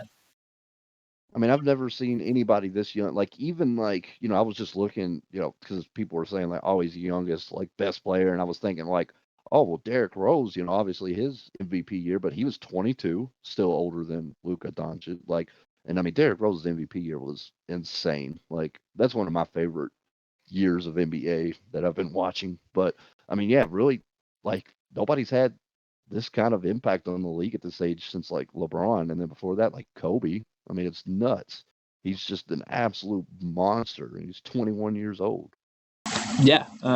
He did play overseas, I think, and won a few championships. I think he started playing like 17 overseas, so has already like some like professional experience. But he's still, like you said, he's super good. Like, I haven't seen anyone, like you said, since like LeBron James come in this early, be this dominant. Like, it's really, really good. Really, being overseas does not prepare you for the NBA. I mean, No, obviously we have a doesn't. lot of people come over, but it's Yeah, what I'm nothing mostly trying to say is he's won championships overseas. I don't remember exactly what league he played in, but it's one of the better leagues overseas. And so he definitely has some pedigree already before he even came here.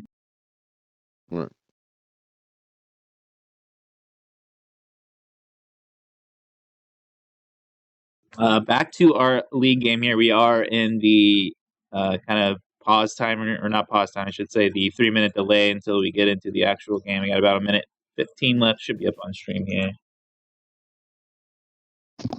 All right. Again, the score of the match between Earleking's Kryptonite and Fried Chicken Esports is 1-1. It is 1-1. There is the visual representation of what the score is. It is 1-1, as Chris has said twice.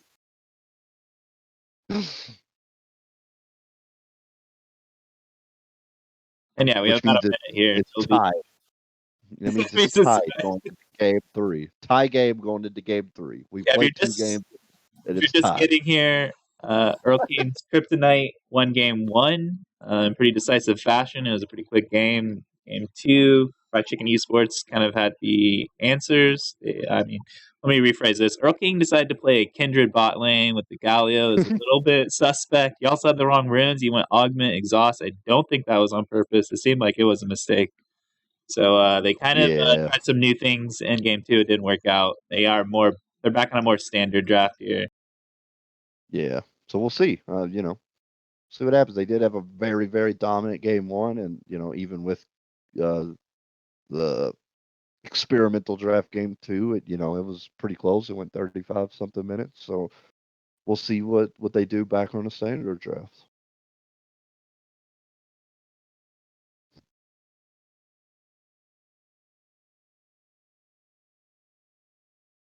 are loading into the rift.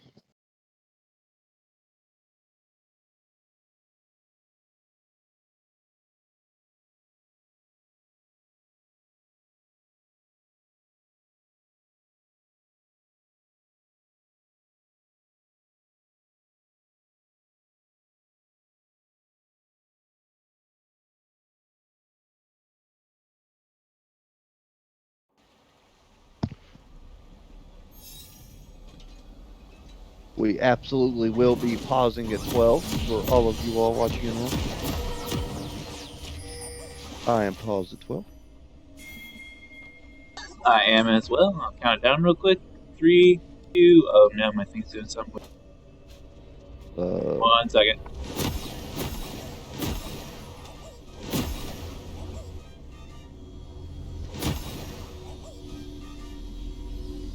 Oh, you skipped ahead. Oh, Now my push to talk is making it just hit play, so I'll let you do the countdown and I will hit play. How's that?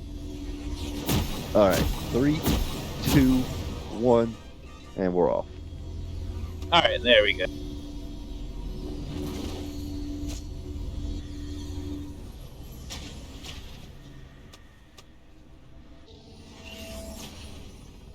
Okay, pretty standard line of scrimmage stuff coming out from both teams.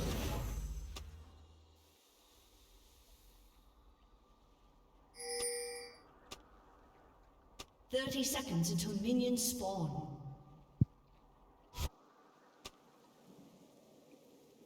I don't know what the 4K meme they're referencing is because they've been saying that a lot. I'm not sure what that's supposed to mean. I do not know either, yeah.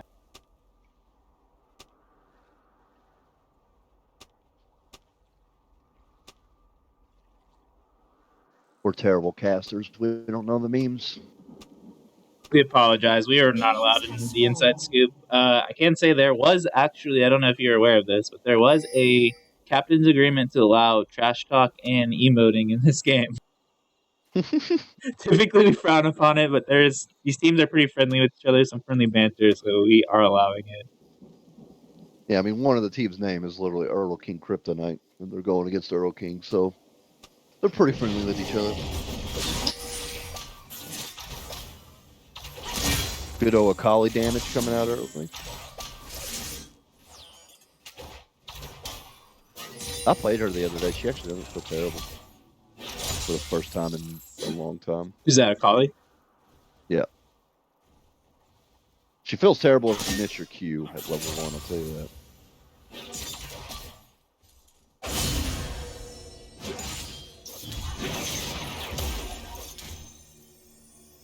I think everything's set up.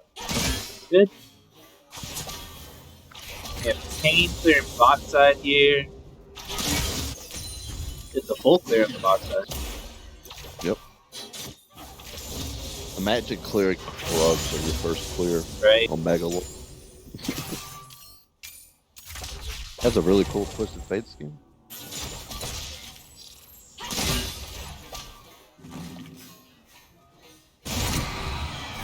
Is he buffing a collie early damage something they did, or is he still kind of weak for the game? But he trades a little bit better. The damage is fine. I mean, she still struggles from the energy cost early on her Q. Like, she Qs once at level 1, 2, and 3, and she can't really cast anything else. But yeah, they changed her. I remember a while back they buffed her E, and then now they just changed it to magic damage instead of AD, physical damage, which helps. Yeah, she doesn't feel great early unless you're hitting her Q and then getting the auto off for the regen.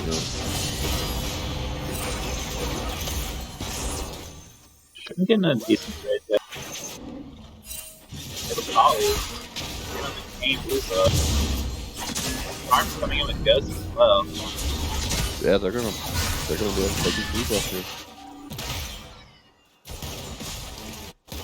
Akali's gonna lose a lot of lane pressure there for that though, but it's probably worth in the long run, setting this game behind. Definitely lose PCS. Down about 4, could probably get myself on this wave here.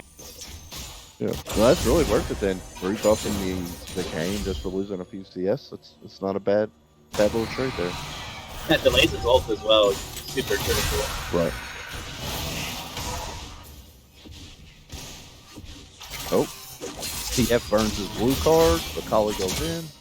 Gets some good damage off.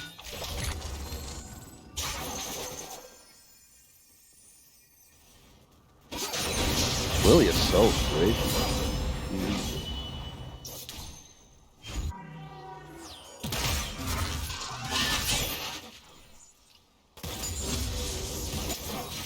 Yeah, outside Caitlyn has a slight advantage early game. You'd expect that. She's one of the strongest early game AD carries in this current meta. Yeah, Caitlyn's so. Oop. Oh. Oh no! Oh. Oh, Hate to see it. there's a flash breaker. Terrible at that. That's gonna be a dead Leona. Yeah, Caitlyn's weird where she's like hyper strong early and then she kind of falls off mid and then she's hyper strong again. Yeah. Like unless she snowballs, like you know, if she's going even into the mid game, like she's a lot of times in a lot of matchups at a disadvantage. But I mean, she's hyper strong early because of the range and you know her headshots, and then late game where she's critting for 4 billion damage. Yeah, agreed. Our league, anyway, the games we've been playing, it's been the most contested pick. Like it's either pick or ban on the blue side pretty much every game. Right. Also, So, you did not give perfect mod. Yeah, I without- saw that. I'm sorry. I don't fix it. I'm sorry. He tried. He tried. Okay. Heckram's going to pick up the kill on the Caitlyn, which he is up a massive 20 CS so far. So a little bit of breathing room for this Senna here. That was a really good game by Heckram. Is it Heckram? Is that the French Yep. pronunciation? Alright. No, it's Heckram. We Oh. should do that for all stream. That's the second time. I get the blue card. That's not good. That's the second time that Twisted Fate is like early committed to having a blue card and then got punished for it. And that puts the Heckram at 2-0, which you absolutely do not want to see, especially because he's going for the Triforce build. He is going to quickly become a monster. He gets very oppressive. Like I did play a lot of Heckram when I was jungling, and if he gets ahead like that, he can get very oppressive. Agreed, yeah. I played him a few weeks ago in one of our tournaments, and he feels really strong right now. Did get a couple, like, Trump buffs, I like to call them, over the last few patches. Yeah. In a decent spot right now.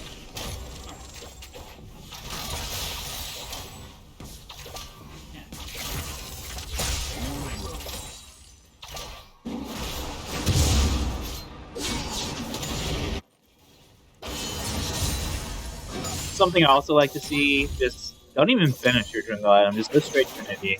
Like, you get Trinity on Heckram, like your damage just goes through the roof. Yeah, I'm excited for next season where you don't have to worry about your jungle item anymore.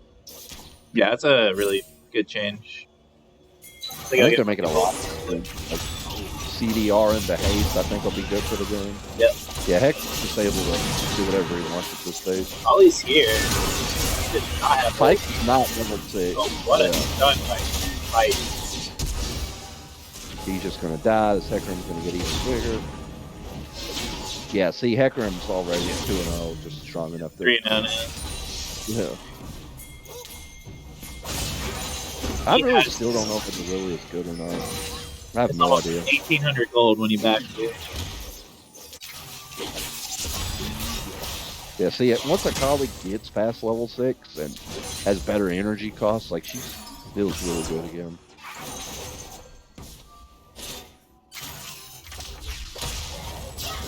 Oh no, Earl.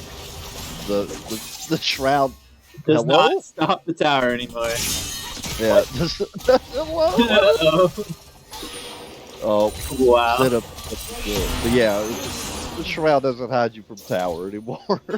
It hasn't. That was so busted.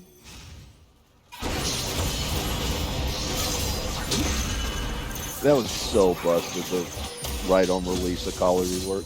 Yeah, PhD and mid lane, we'll call it an outplay, gets the kill. The Senna ult does take it down though.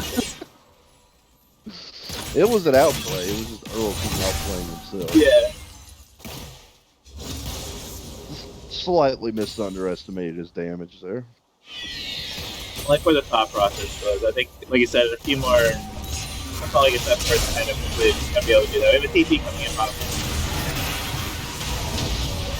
But Senna, out of nowhere, picked up 2 kills. One from that ult to the Twisted Fate, and then picked one up there. And we saw today how oppressive Senna can get one ahead in the LCS. If anybody watched the TSM GG series today, Senna looked really good.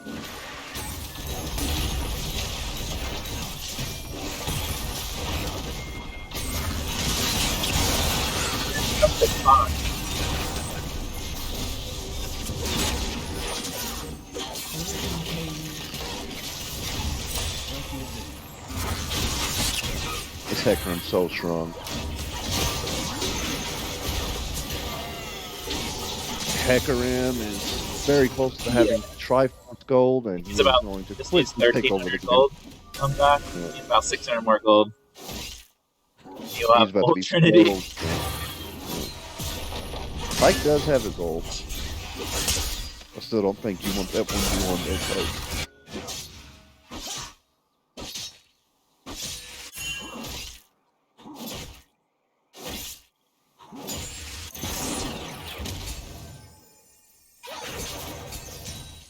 Yeah, at the end of the day, most of these trades are going in Earleking, KFC. Yeah, they're yeah, whatever we're gonna call their team. It's going mostly in their favor here. They're up 1.5 gold. Yeah. The goodies are up 1.5 gold right now.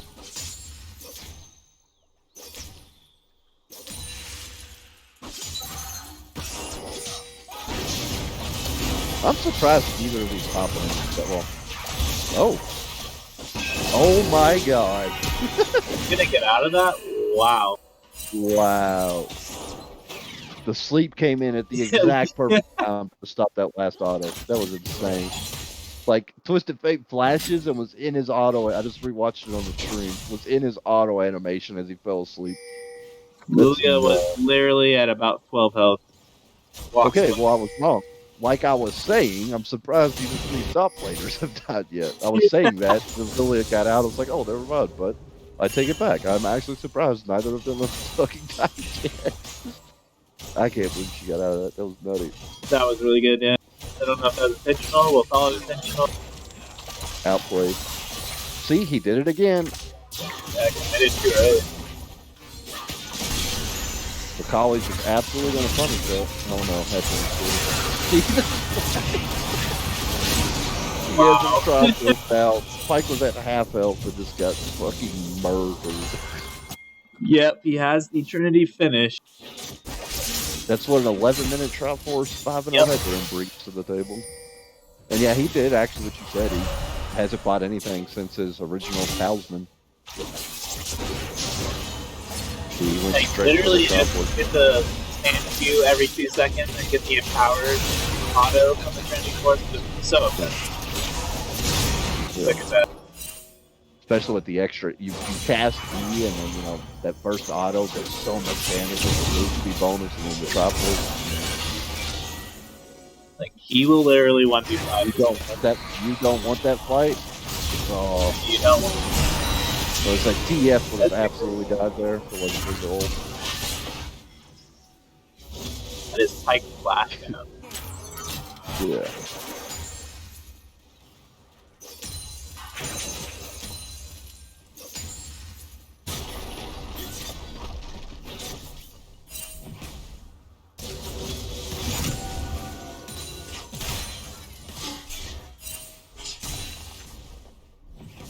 Turret plating will soon Yeah, fall. be interested to see what he builds after this. Like, some Hecarim just go straight tank. Personally, I feel like he could probably just go one more offensive item.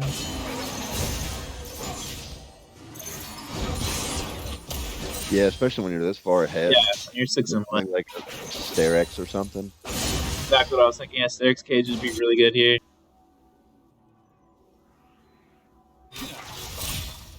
he has no flash. That's probably a dead switching thing.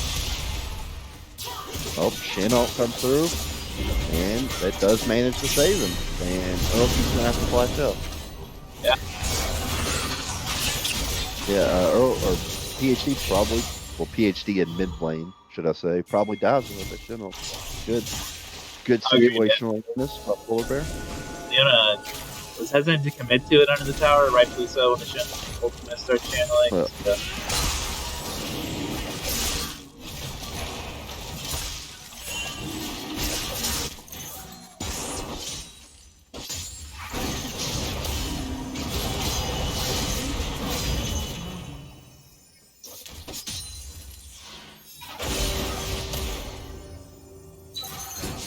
And while Caitlyn has a CS lead, they're not really able to translate that into any sort of kills on the bot side. Senna with 2-0-3 here, so gold's most likely pretty even. Senna has a little less than 200 extra gold on her, actually. Yeah, so yeah. Senna's actually up in gold despite being down about 8. They're pretty. It's really not enough for an item difference, 100 something gold, but still okay. Crazy fight coming in. Hecarim putting in work.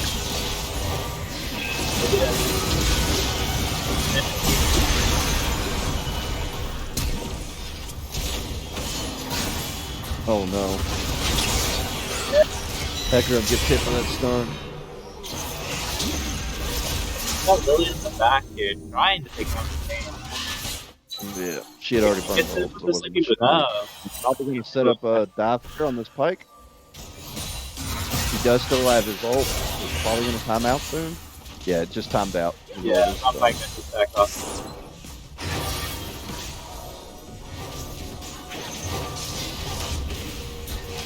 They're trying to get back and take the tower. He's going to go now. I think Caitlyn's gonna be here. I don't think they get the turret. Yeah, I think Pike having shut down gold there, you just back off the tower. Like, you had an opportunity to just back off. Yep, they are gonna get the turret. Good first blood tower as well. Blue team's turret has been destroyed.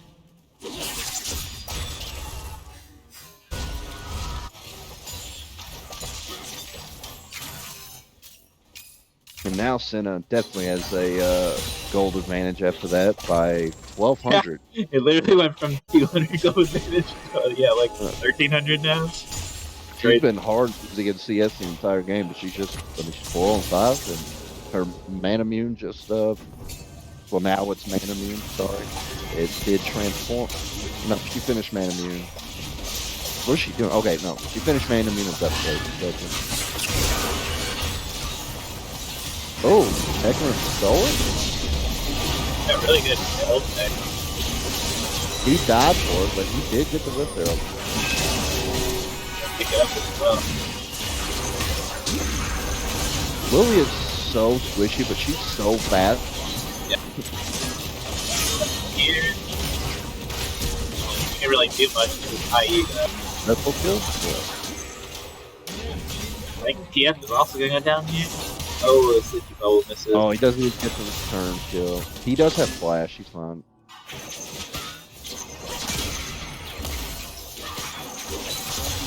Oh no. Oh, they both get out? No, Lily does. Well, the Akali got out, had to burn flash. TF also burned his flash, though. No, Akali did not. So Lilia picks up the kill, it's fine. So, KFC off to a pretty commanding lead so far. I mean, almost 3K. Oh, it is 3K. Hecarim looks like, is that Death Dance that he's building? I believe it is, yeah. I mean, Which is a really good pick. Yeah. It's an offensive item, but also offers defensive utility. Yeah. It's kind of like how Steric's Gauge, where it kind of, goes for both, but it just gives him that, Death Dance is obviously super meta right now, so. Lilia does have the Rift Herald, which will be good.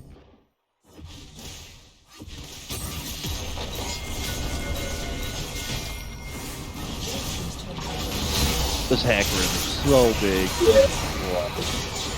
The damage. Kane had ult there, but didn't even really get a chance to use it. I don't think it would have mattered. I mean, It wouldn't have mattered. Yeah. the original E-Auto brought him from 100 health to fucking like 40%. He would eventually die. Maybe bought a little bit of extra time for his team to help, but yeah, probably would save it. You're right. Blue team's turret has been destroyed.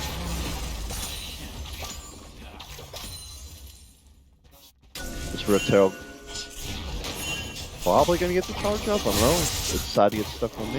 Yeah. Should eventually get a second charge. Unless they get behind it and get the eye. I don't know.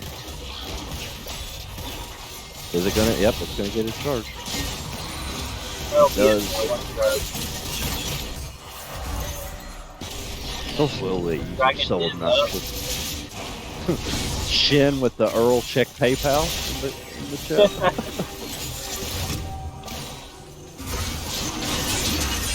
Okay, so KFC does pick up the second look. Mountain is that a Quinn? Down? That was a Quinn. Nobody was there to follow that up. It was a questionable Quinn.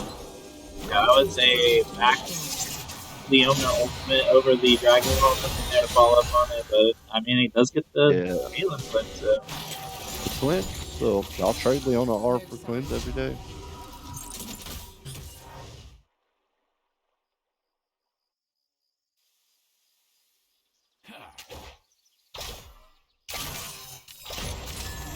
Yeah, Gold Lead hasn't really changed much here. Fried Chicken Esports does have 2 dragons now. The Earleking Kryptonite's one. It will be Mountain Soldiers.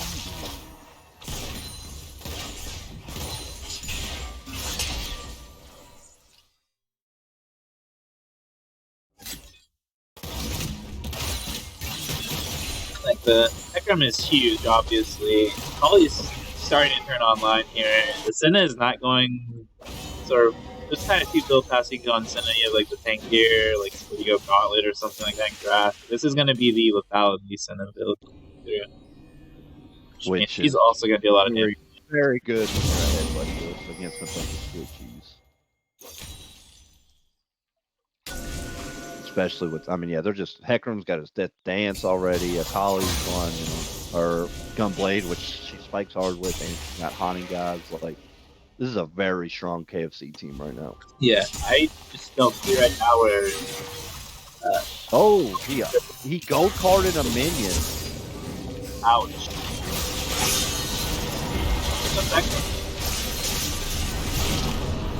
And Shenhold also coming in. Did it get cancelled? It got cancelled. Oh, it did. Lilia slept him. I was about to say, he didn't die, so yeah, Lilia must have had to have slept him since her ult won't pull down and it got cancelled, and it's her only CC, right? He's gonna eventually go down there, yes. Yeah, hit him with That's good. That could have really turned the tides of the fight there, so that was very good awareness from the Lilia to get that sleep. Yeah, that had to have been what happened. Caitlin's not able to really get into any of these fights. She's just CSing, basically. Which is good, but Tiger Smith got so many kills, I mean, quite a bit. She's 1,100 gold ahead of Caitlyn right now. Fried Chicken Esports is just basically running around as a 3-man squad. That's everything they did. Coon squad, I mean, a very, very high damage champions right now. On top of, you know, having access to the heals from Senna, I mean, Hecarim to the so where he wants, the knowledge to go with him. I mean, it's not the fight you want.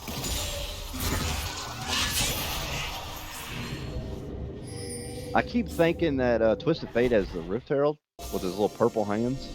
Oh yeah, this new skin. And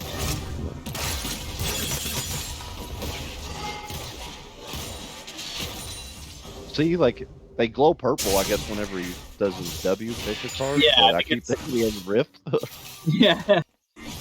It's very similar, you are correct.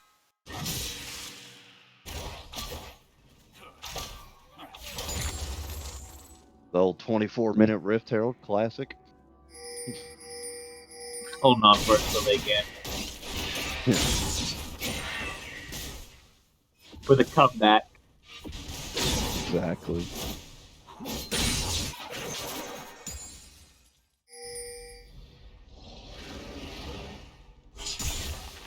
I'm so glad they made Umbral Blade. They took that off Dust Blade, that passive.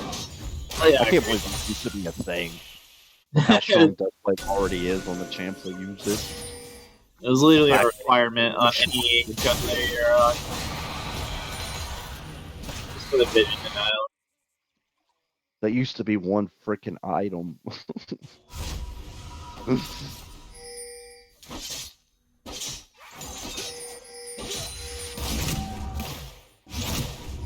Definitely going to need a bigger gun. So far, Chicken Esports been able to grow their gold lead to about 1K. They're getting a lot of these kills. It's not really been translating to objectives per se, though, quite yet. It's coming. I don't know how you stop this Hecarim. Yeah, like this Drake that's coming up now. I don't know how you can test that if you're early Yeah, just Kryptonite. kind of ult out of there. Kind of is going to carry the spot. And that's another thing too. You know, if they do get the next 2 Drakes, I mean that's 3 Mountain Souls with Mountain Soul on a Death Dance super fed Hecarim. Like, you don't kill that. Caitlin's more about critting, less about burning a tank, taking the champion really quick. Oh wow, you stole it. And stole the Mountain Soul. That's big. I mean, they probably all die for it. They absolutely do all die for it. But they got the Drake, I guess. So good job. I mean, I think it's worth it. Stops them from getting soul here in 5 minutes. Yeah. Man, that's technically a killing condition. They went 3 for 0. I don't know. And they lose Baron. I don't know if that works. Like, I'd almost rather them just have the 3rd Drake than have 3 people die. Right. And don't get a free win. Ultimately, it would have been better if the game kind of went in on the zone and people lit. You just died. We don't try to fight there, but it is what it is. Trying to find some silver lining here. There's not really much in the way of silver lining.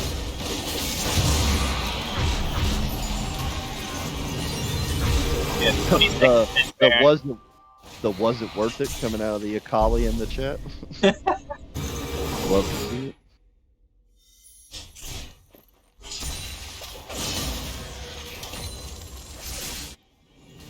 Yeah, we're back up to about 6,000 gold lead now. Starting to get a little bit out of hand here for Earleking's Kryptonite.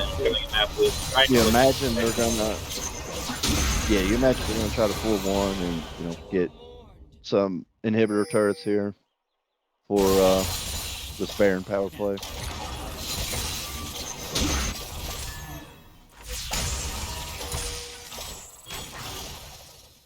They're absolutely going to get to tier 2 in the mid lane. But Shin is now recalling, and he's realizing his base is being deleted. on 3 out of that. I didn't see he completed the second case. Yeah, he has Trinity, Essence, and full second case. Yeah, look at him. Staircase, shield flop. Oh no, Akali.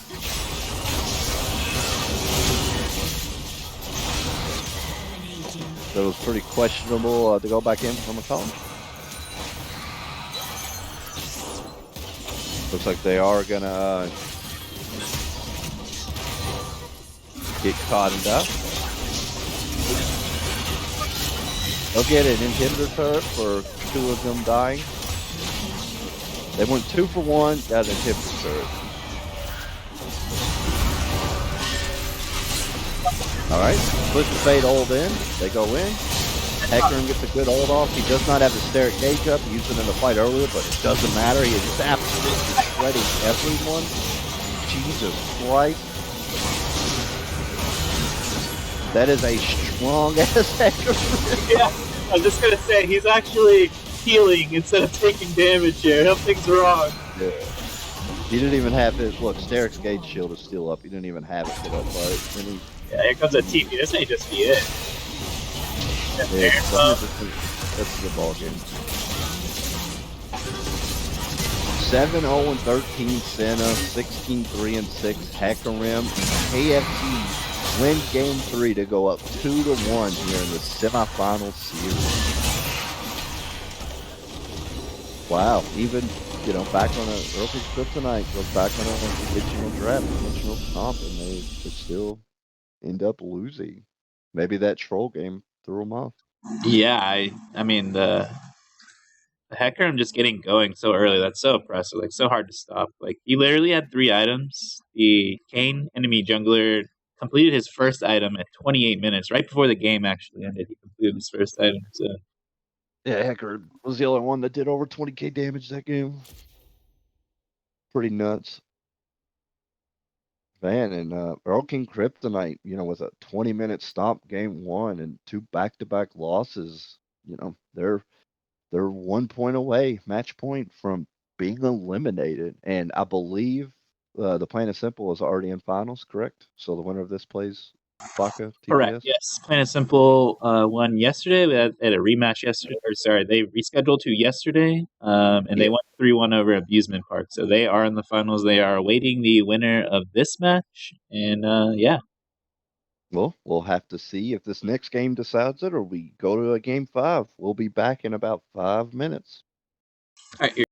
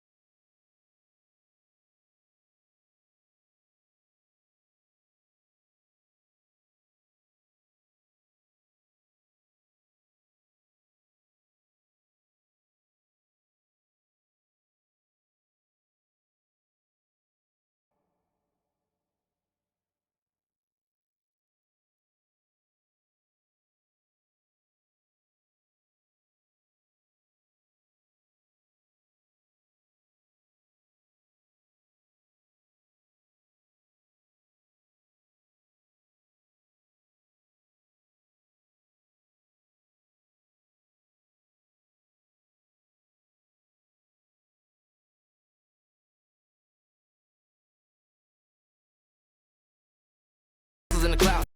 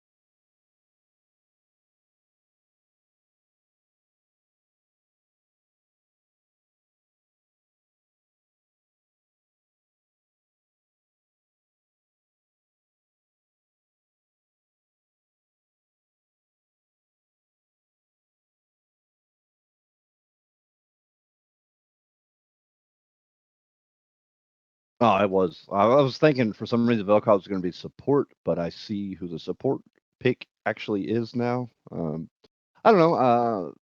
Velkov's mid into Swain is probably just going to be more of a farm fit. Like Velkov's can poke him, but I don't think it's going to be that meaningful. Top lane, we see Mordekaiser again versus Set. I don't know much about top lane. Don't really know who wins that. But I do like the Volibear pick into Kane. You know, we've been seeing Kane a lot on blue side. And, Volibear, I think, has better tools to deal with them. Yeah, this is the third time we've seen Kane tonight, and I'm gonna be honest. The other two games, it just wasn't impressive. Like I know it's a really strong pick right now, but so far in this series, it has not. I don't think it's won. I think both times Kane's been picked, it has lost. Yeah. And yeah, the Volibear also, it's had a few kind of crumb nerfs in the last like 3-4 patches, but it's still pretty strong. I do like it in the Kane. Like that was one of the counters to Kane. I still feel like it's pretty strong in the Kane. So yeah, like you said, it's really good in the Kane there.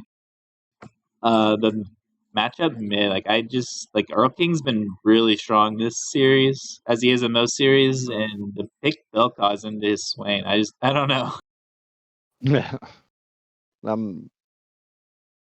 Yeah. It's gonna I be mean, they throw a lot of bans at Earl, but I mean, he's obviously proven he's got a pretty good champ pool. Like they got rid of his, Oriana and stuff, but I mean, yeah. Game two, he Swain looks pretty good basically on carried. team. Yeah. Yeah.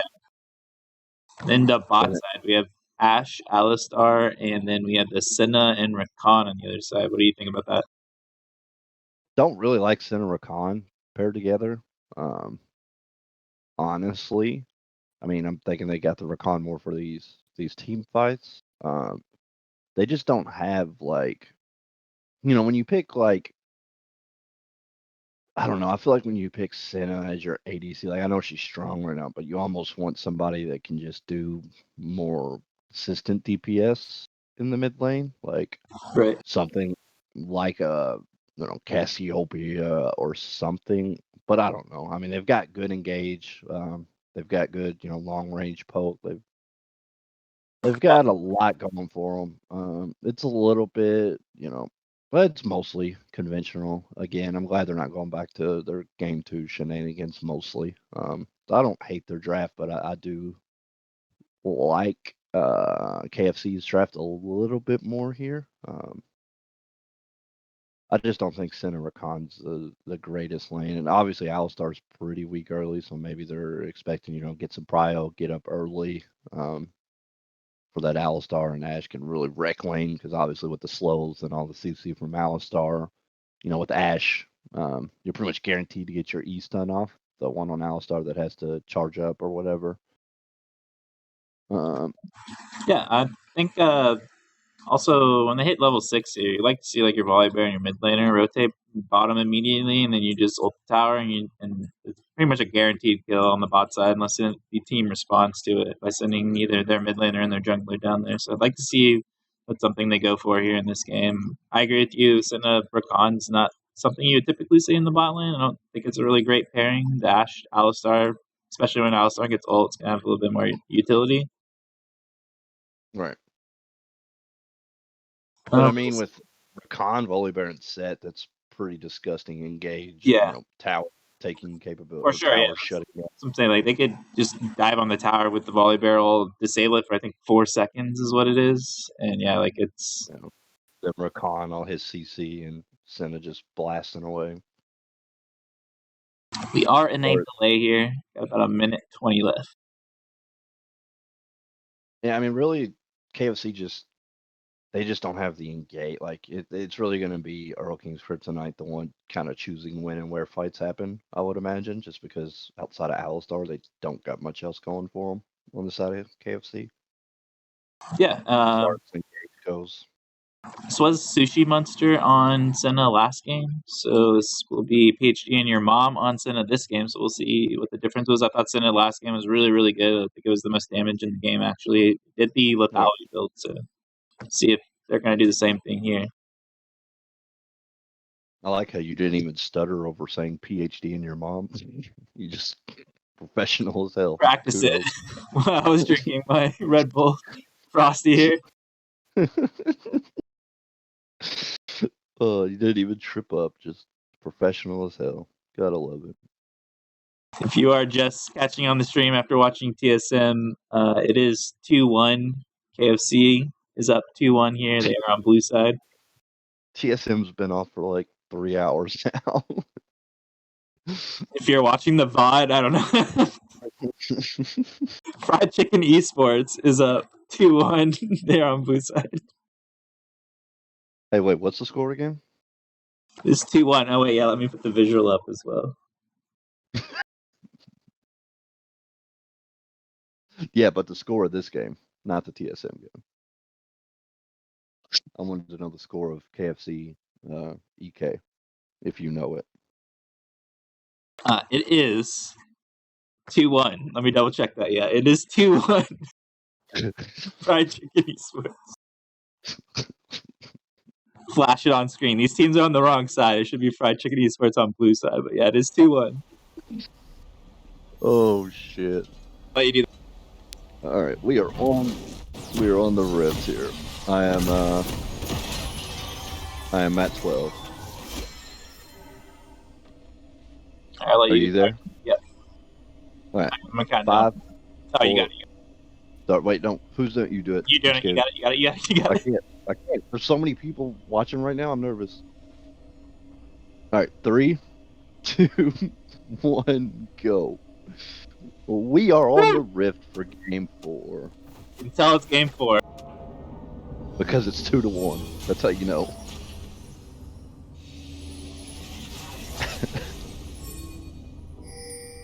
Welcome to Summoner's Rift.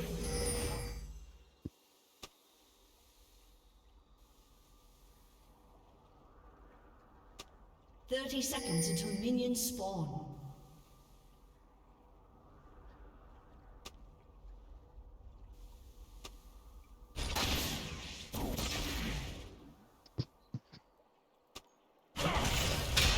Alright, sorry about that. Everything's set up. All right, I am doing good to go. production as well, so we are good. Everything's on stream. Everyone can see stuff. We are good to go. Yeah, a little bit of cheeky action here in the early game. Minions have spawned.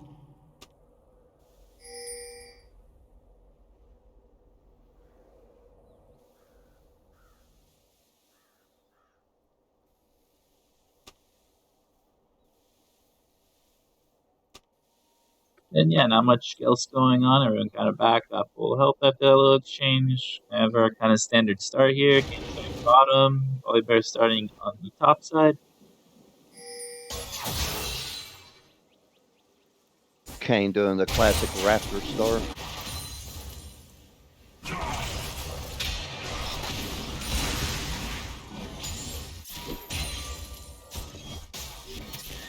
Pretty exciting stuff so far. Yep. We saw Kane do a full clear last time. So spec probably similar here.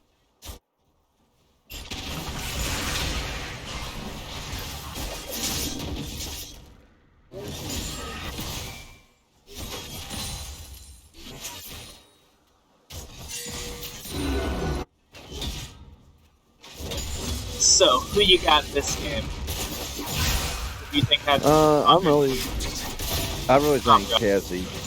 KFC's. I don't know, because KFC's just like, I like the team comp more overall, but like they just have hardly no engage outside of Alistar, and EK has so much engage, which can lead to some nasty wombos. But I don't know. I mean, KFC's on a 2-win win streak, so that's pretty good in both games. Earleking's looked really good. I don't know. I'll probably go with KFC here, but I mean, you know how powerful, just all that CC can be coming out of Earleking's Kryptonite. So, yeah. Early tank here. Oh, the flash comes in late for Earleking, and he gets stunned after the flash. Rakan's taking some damage. I mean, it's looking good for. Yeah, that's exactly what we want to see out of Earleking Kryptonite. How about your mid laner? Get that early gank. Swain, like I said, a little bit late on the flash. It's still hit by the Volleybear stun. And Mordekaiser passive is putting in work on the set right now.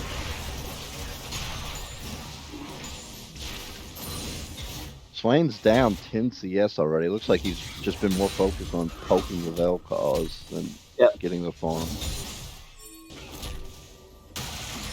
Kane is on top side scuttle here. We'll see if he ganks mid afterwards.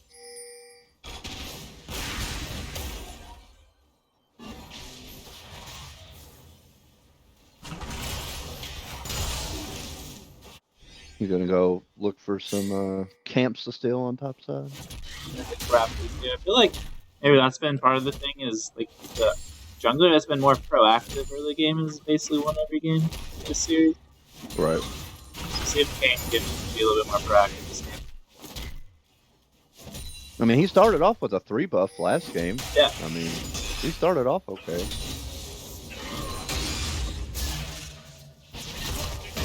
They're sitting here props. Oh, and the flash forced out of the Mordekaiser, but it looks like he's going to be a dead set.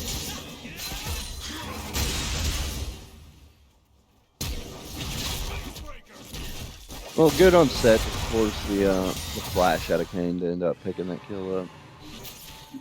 But he still does go down.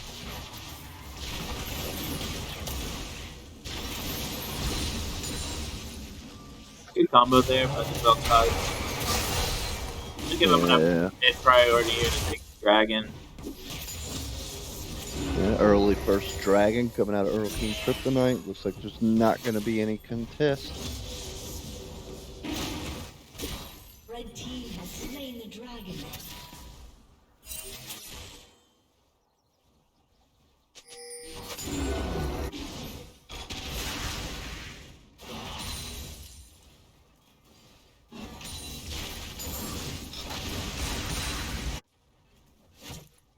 Earleking still down about CS here. Mordekaiser.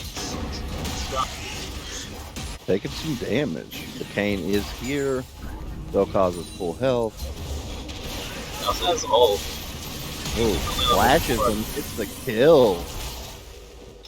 You're not trapped in here with him. Oh wait, you are trapped. I don't fucking know. I fucked it up. Never mind. Never mind. He's not trapped in here with you guys. You all are trapped in here with him. That's what I was saying. All I heard was lasers. He's got a fucking laser. Yeah, Earleking does not have teleport, so he can't really. He had to clear the wave there and then back down here. Yeah, Vel'Koz just gonna use that lead. He does.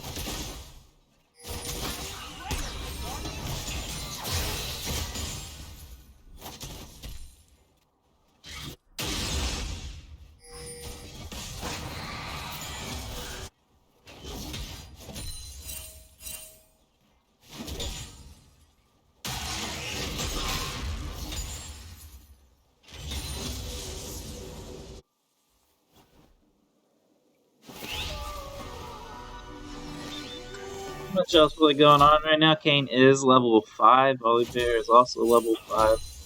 Those should hit level 6 here in the next minute. Yeah, that's where I would like to see Oliver focus maybe a bot tower dive. But we will see.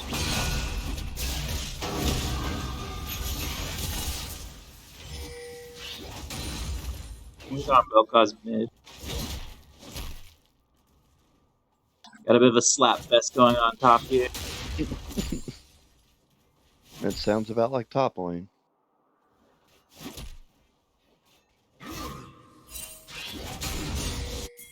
Vel'Koz is not a good spot here.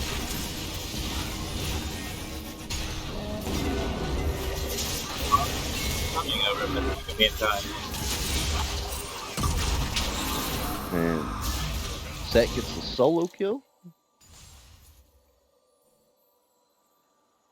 Gonna trade him back a kill that was taken, by the enemy team on the Vel'Koz. He gets the solo kill top lane.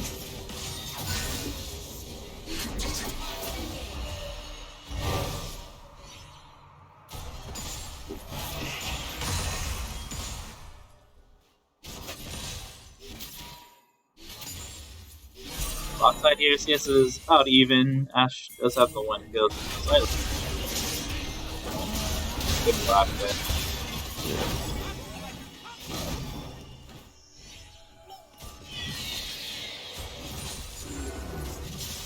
Oh no, Earleking's Kryptonite gets the rift on the top side. Fried Chicken Esports was not able to do anything on the bottom side. Here we go, another engage. Just too slippery. Ooh, good damage on the Earleking by Vel'Koz. I'm looking for some cheeky here. He is only level 5 while Alistar's level 6. Oh, and Earleking's going in. Flashes over the E, the knock-up, and that's going to be a dead Vel'Koz. Earleking with the outplay. Yeah, really good flash, like you said. Flashes over the knockup. Yeah, he probably dies there if he gets hit by that knockup.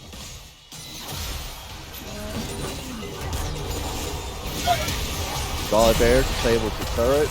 Ash has no sums. He dies. Kane is here. Kane is, yeah, he's level 6, but I don't. Oh, well. Swain shows up. Then they get the return kill on the Volley Bear. Do they get more? Yes, they do. I'd imagine the time gets out. Yeah. They pick up 2. Yeah, briefly topside, you saw a skirmish going on there. Looks like both are going to walk it off. Seth is not back there. He's going to push the wave in first. Yeah, pretty safe to do so, knowing the crazy 4-man parties in the bot lane. Yeah, Seth gets the return kill earlier, like you said, and also has about a 20 CS lead upside. Yeah, quite a bit. Huh?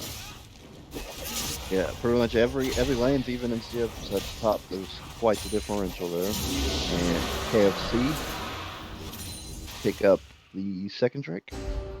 Tied it up in Drakes 1-1, and it will be an Ocean Soul this game. Yeah, that's big for Fried Chicken Esports. They have, again, the Mordekaiser's Fate set up. They're able to push for that.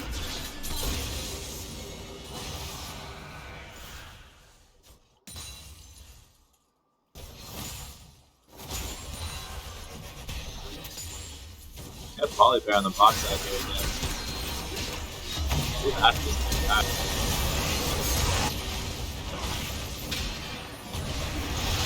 And PhD forced a flash.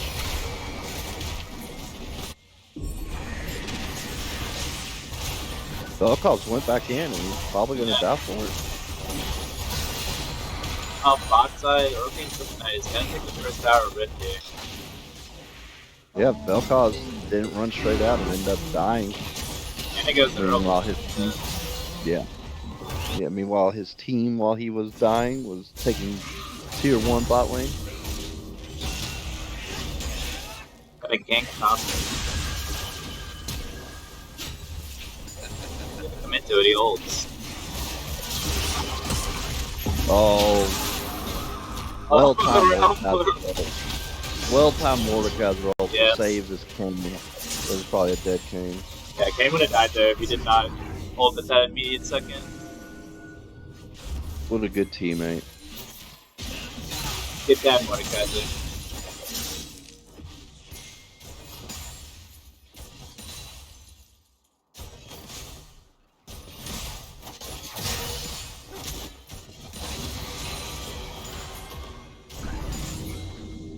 Yep, I'll start wrapping around here.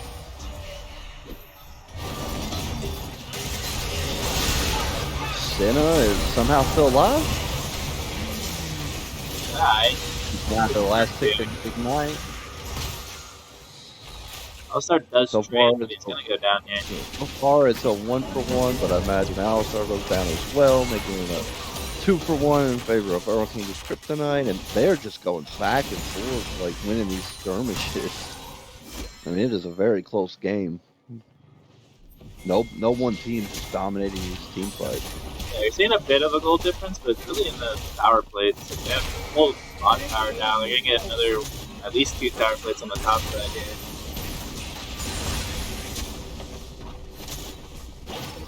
That's where Earleking's kind of built up this almost 2K gold lead.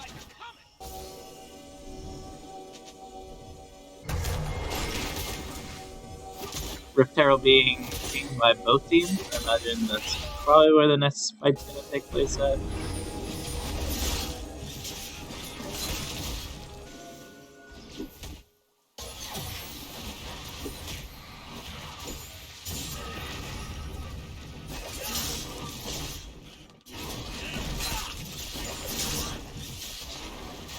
Still got about 30 seconds on that Rift. I thought I was going to back.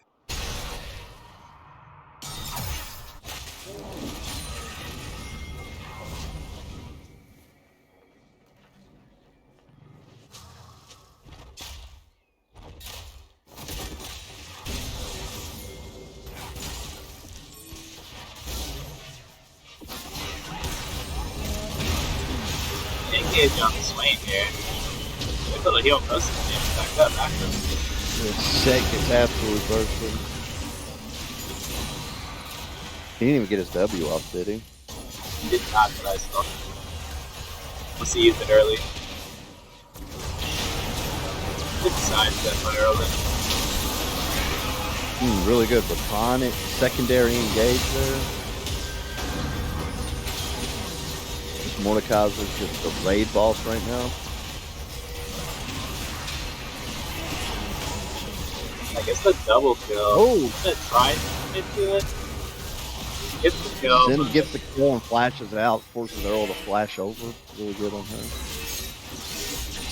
Man, these team fights are so close. There was a 3-for-2 in favor of KFC. Like, they're just going back and forth with these team fights at like 1 kill. And Belfast thinks his teleport is ready. Red team's turret has been destroyed.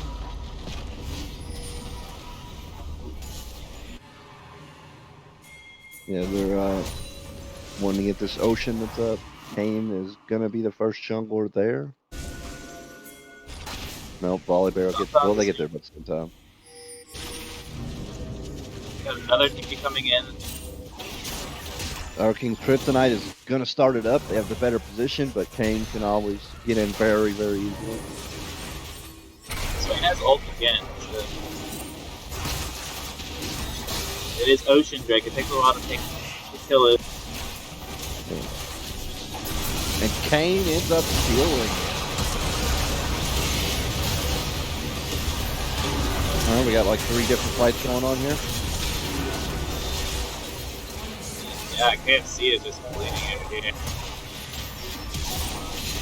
Flash. So Kane steals it, and the rest of KFC all survive while they take down 4. Yeah, they went Obviously, Oh. they get the steal, and they go 4-for-0 after the steal. Gonna get Rift as well on the back end of it. And that does put KFC at a 2.5k gold lead after that, and they get the Rift Herald, so That was a very good. really good, great steal by series of- Monkey. Yeah. Good series of team fights and objective control right there. Okay, Ash is gonna immediately explode.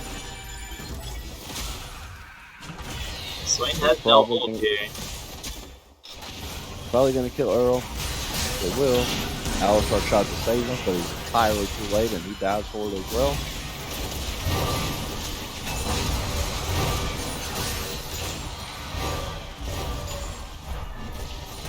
Chain in has been called. Blue team's turret has been destroyed. Yeah, that's unfortunate. After team was going to the Rift, they kind of pushed too far up mid there. That started chain of events with Pass 9, and it was just trying to help out Earleking led to another death. Red So- team's turret has been destroyed.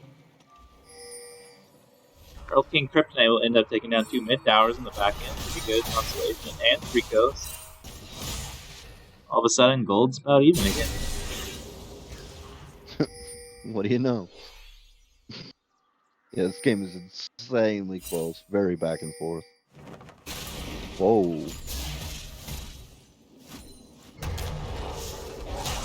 You see that? This is why I gotta mute chat. Yeah, I saw it. Yeah. Back to the game here.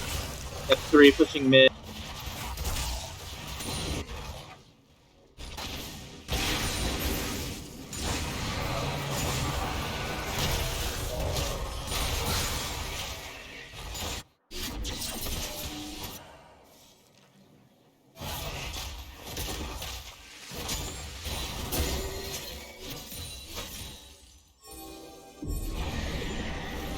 Rift has been spawned in the top side.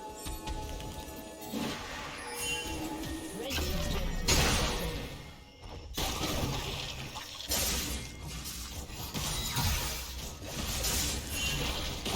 Pretty exciting stuff. Been another bloody game. Yeah. Almost at 30 kills here in 20 minutes. A little bit of slowdown back.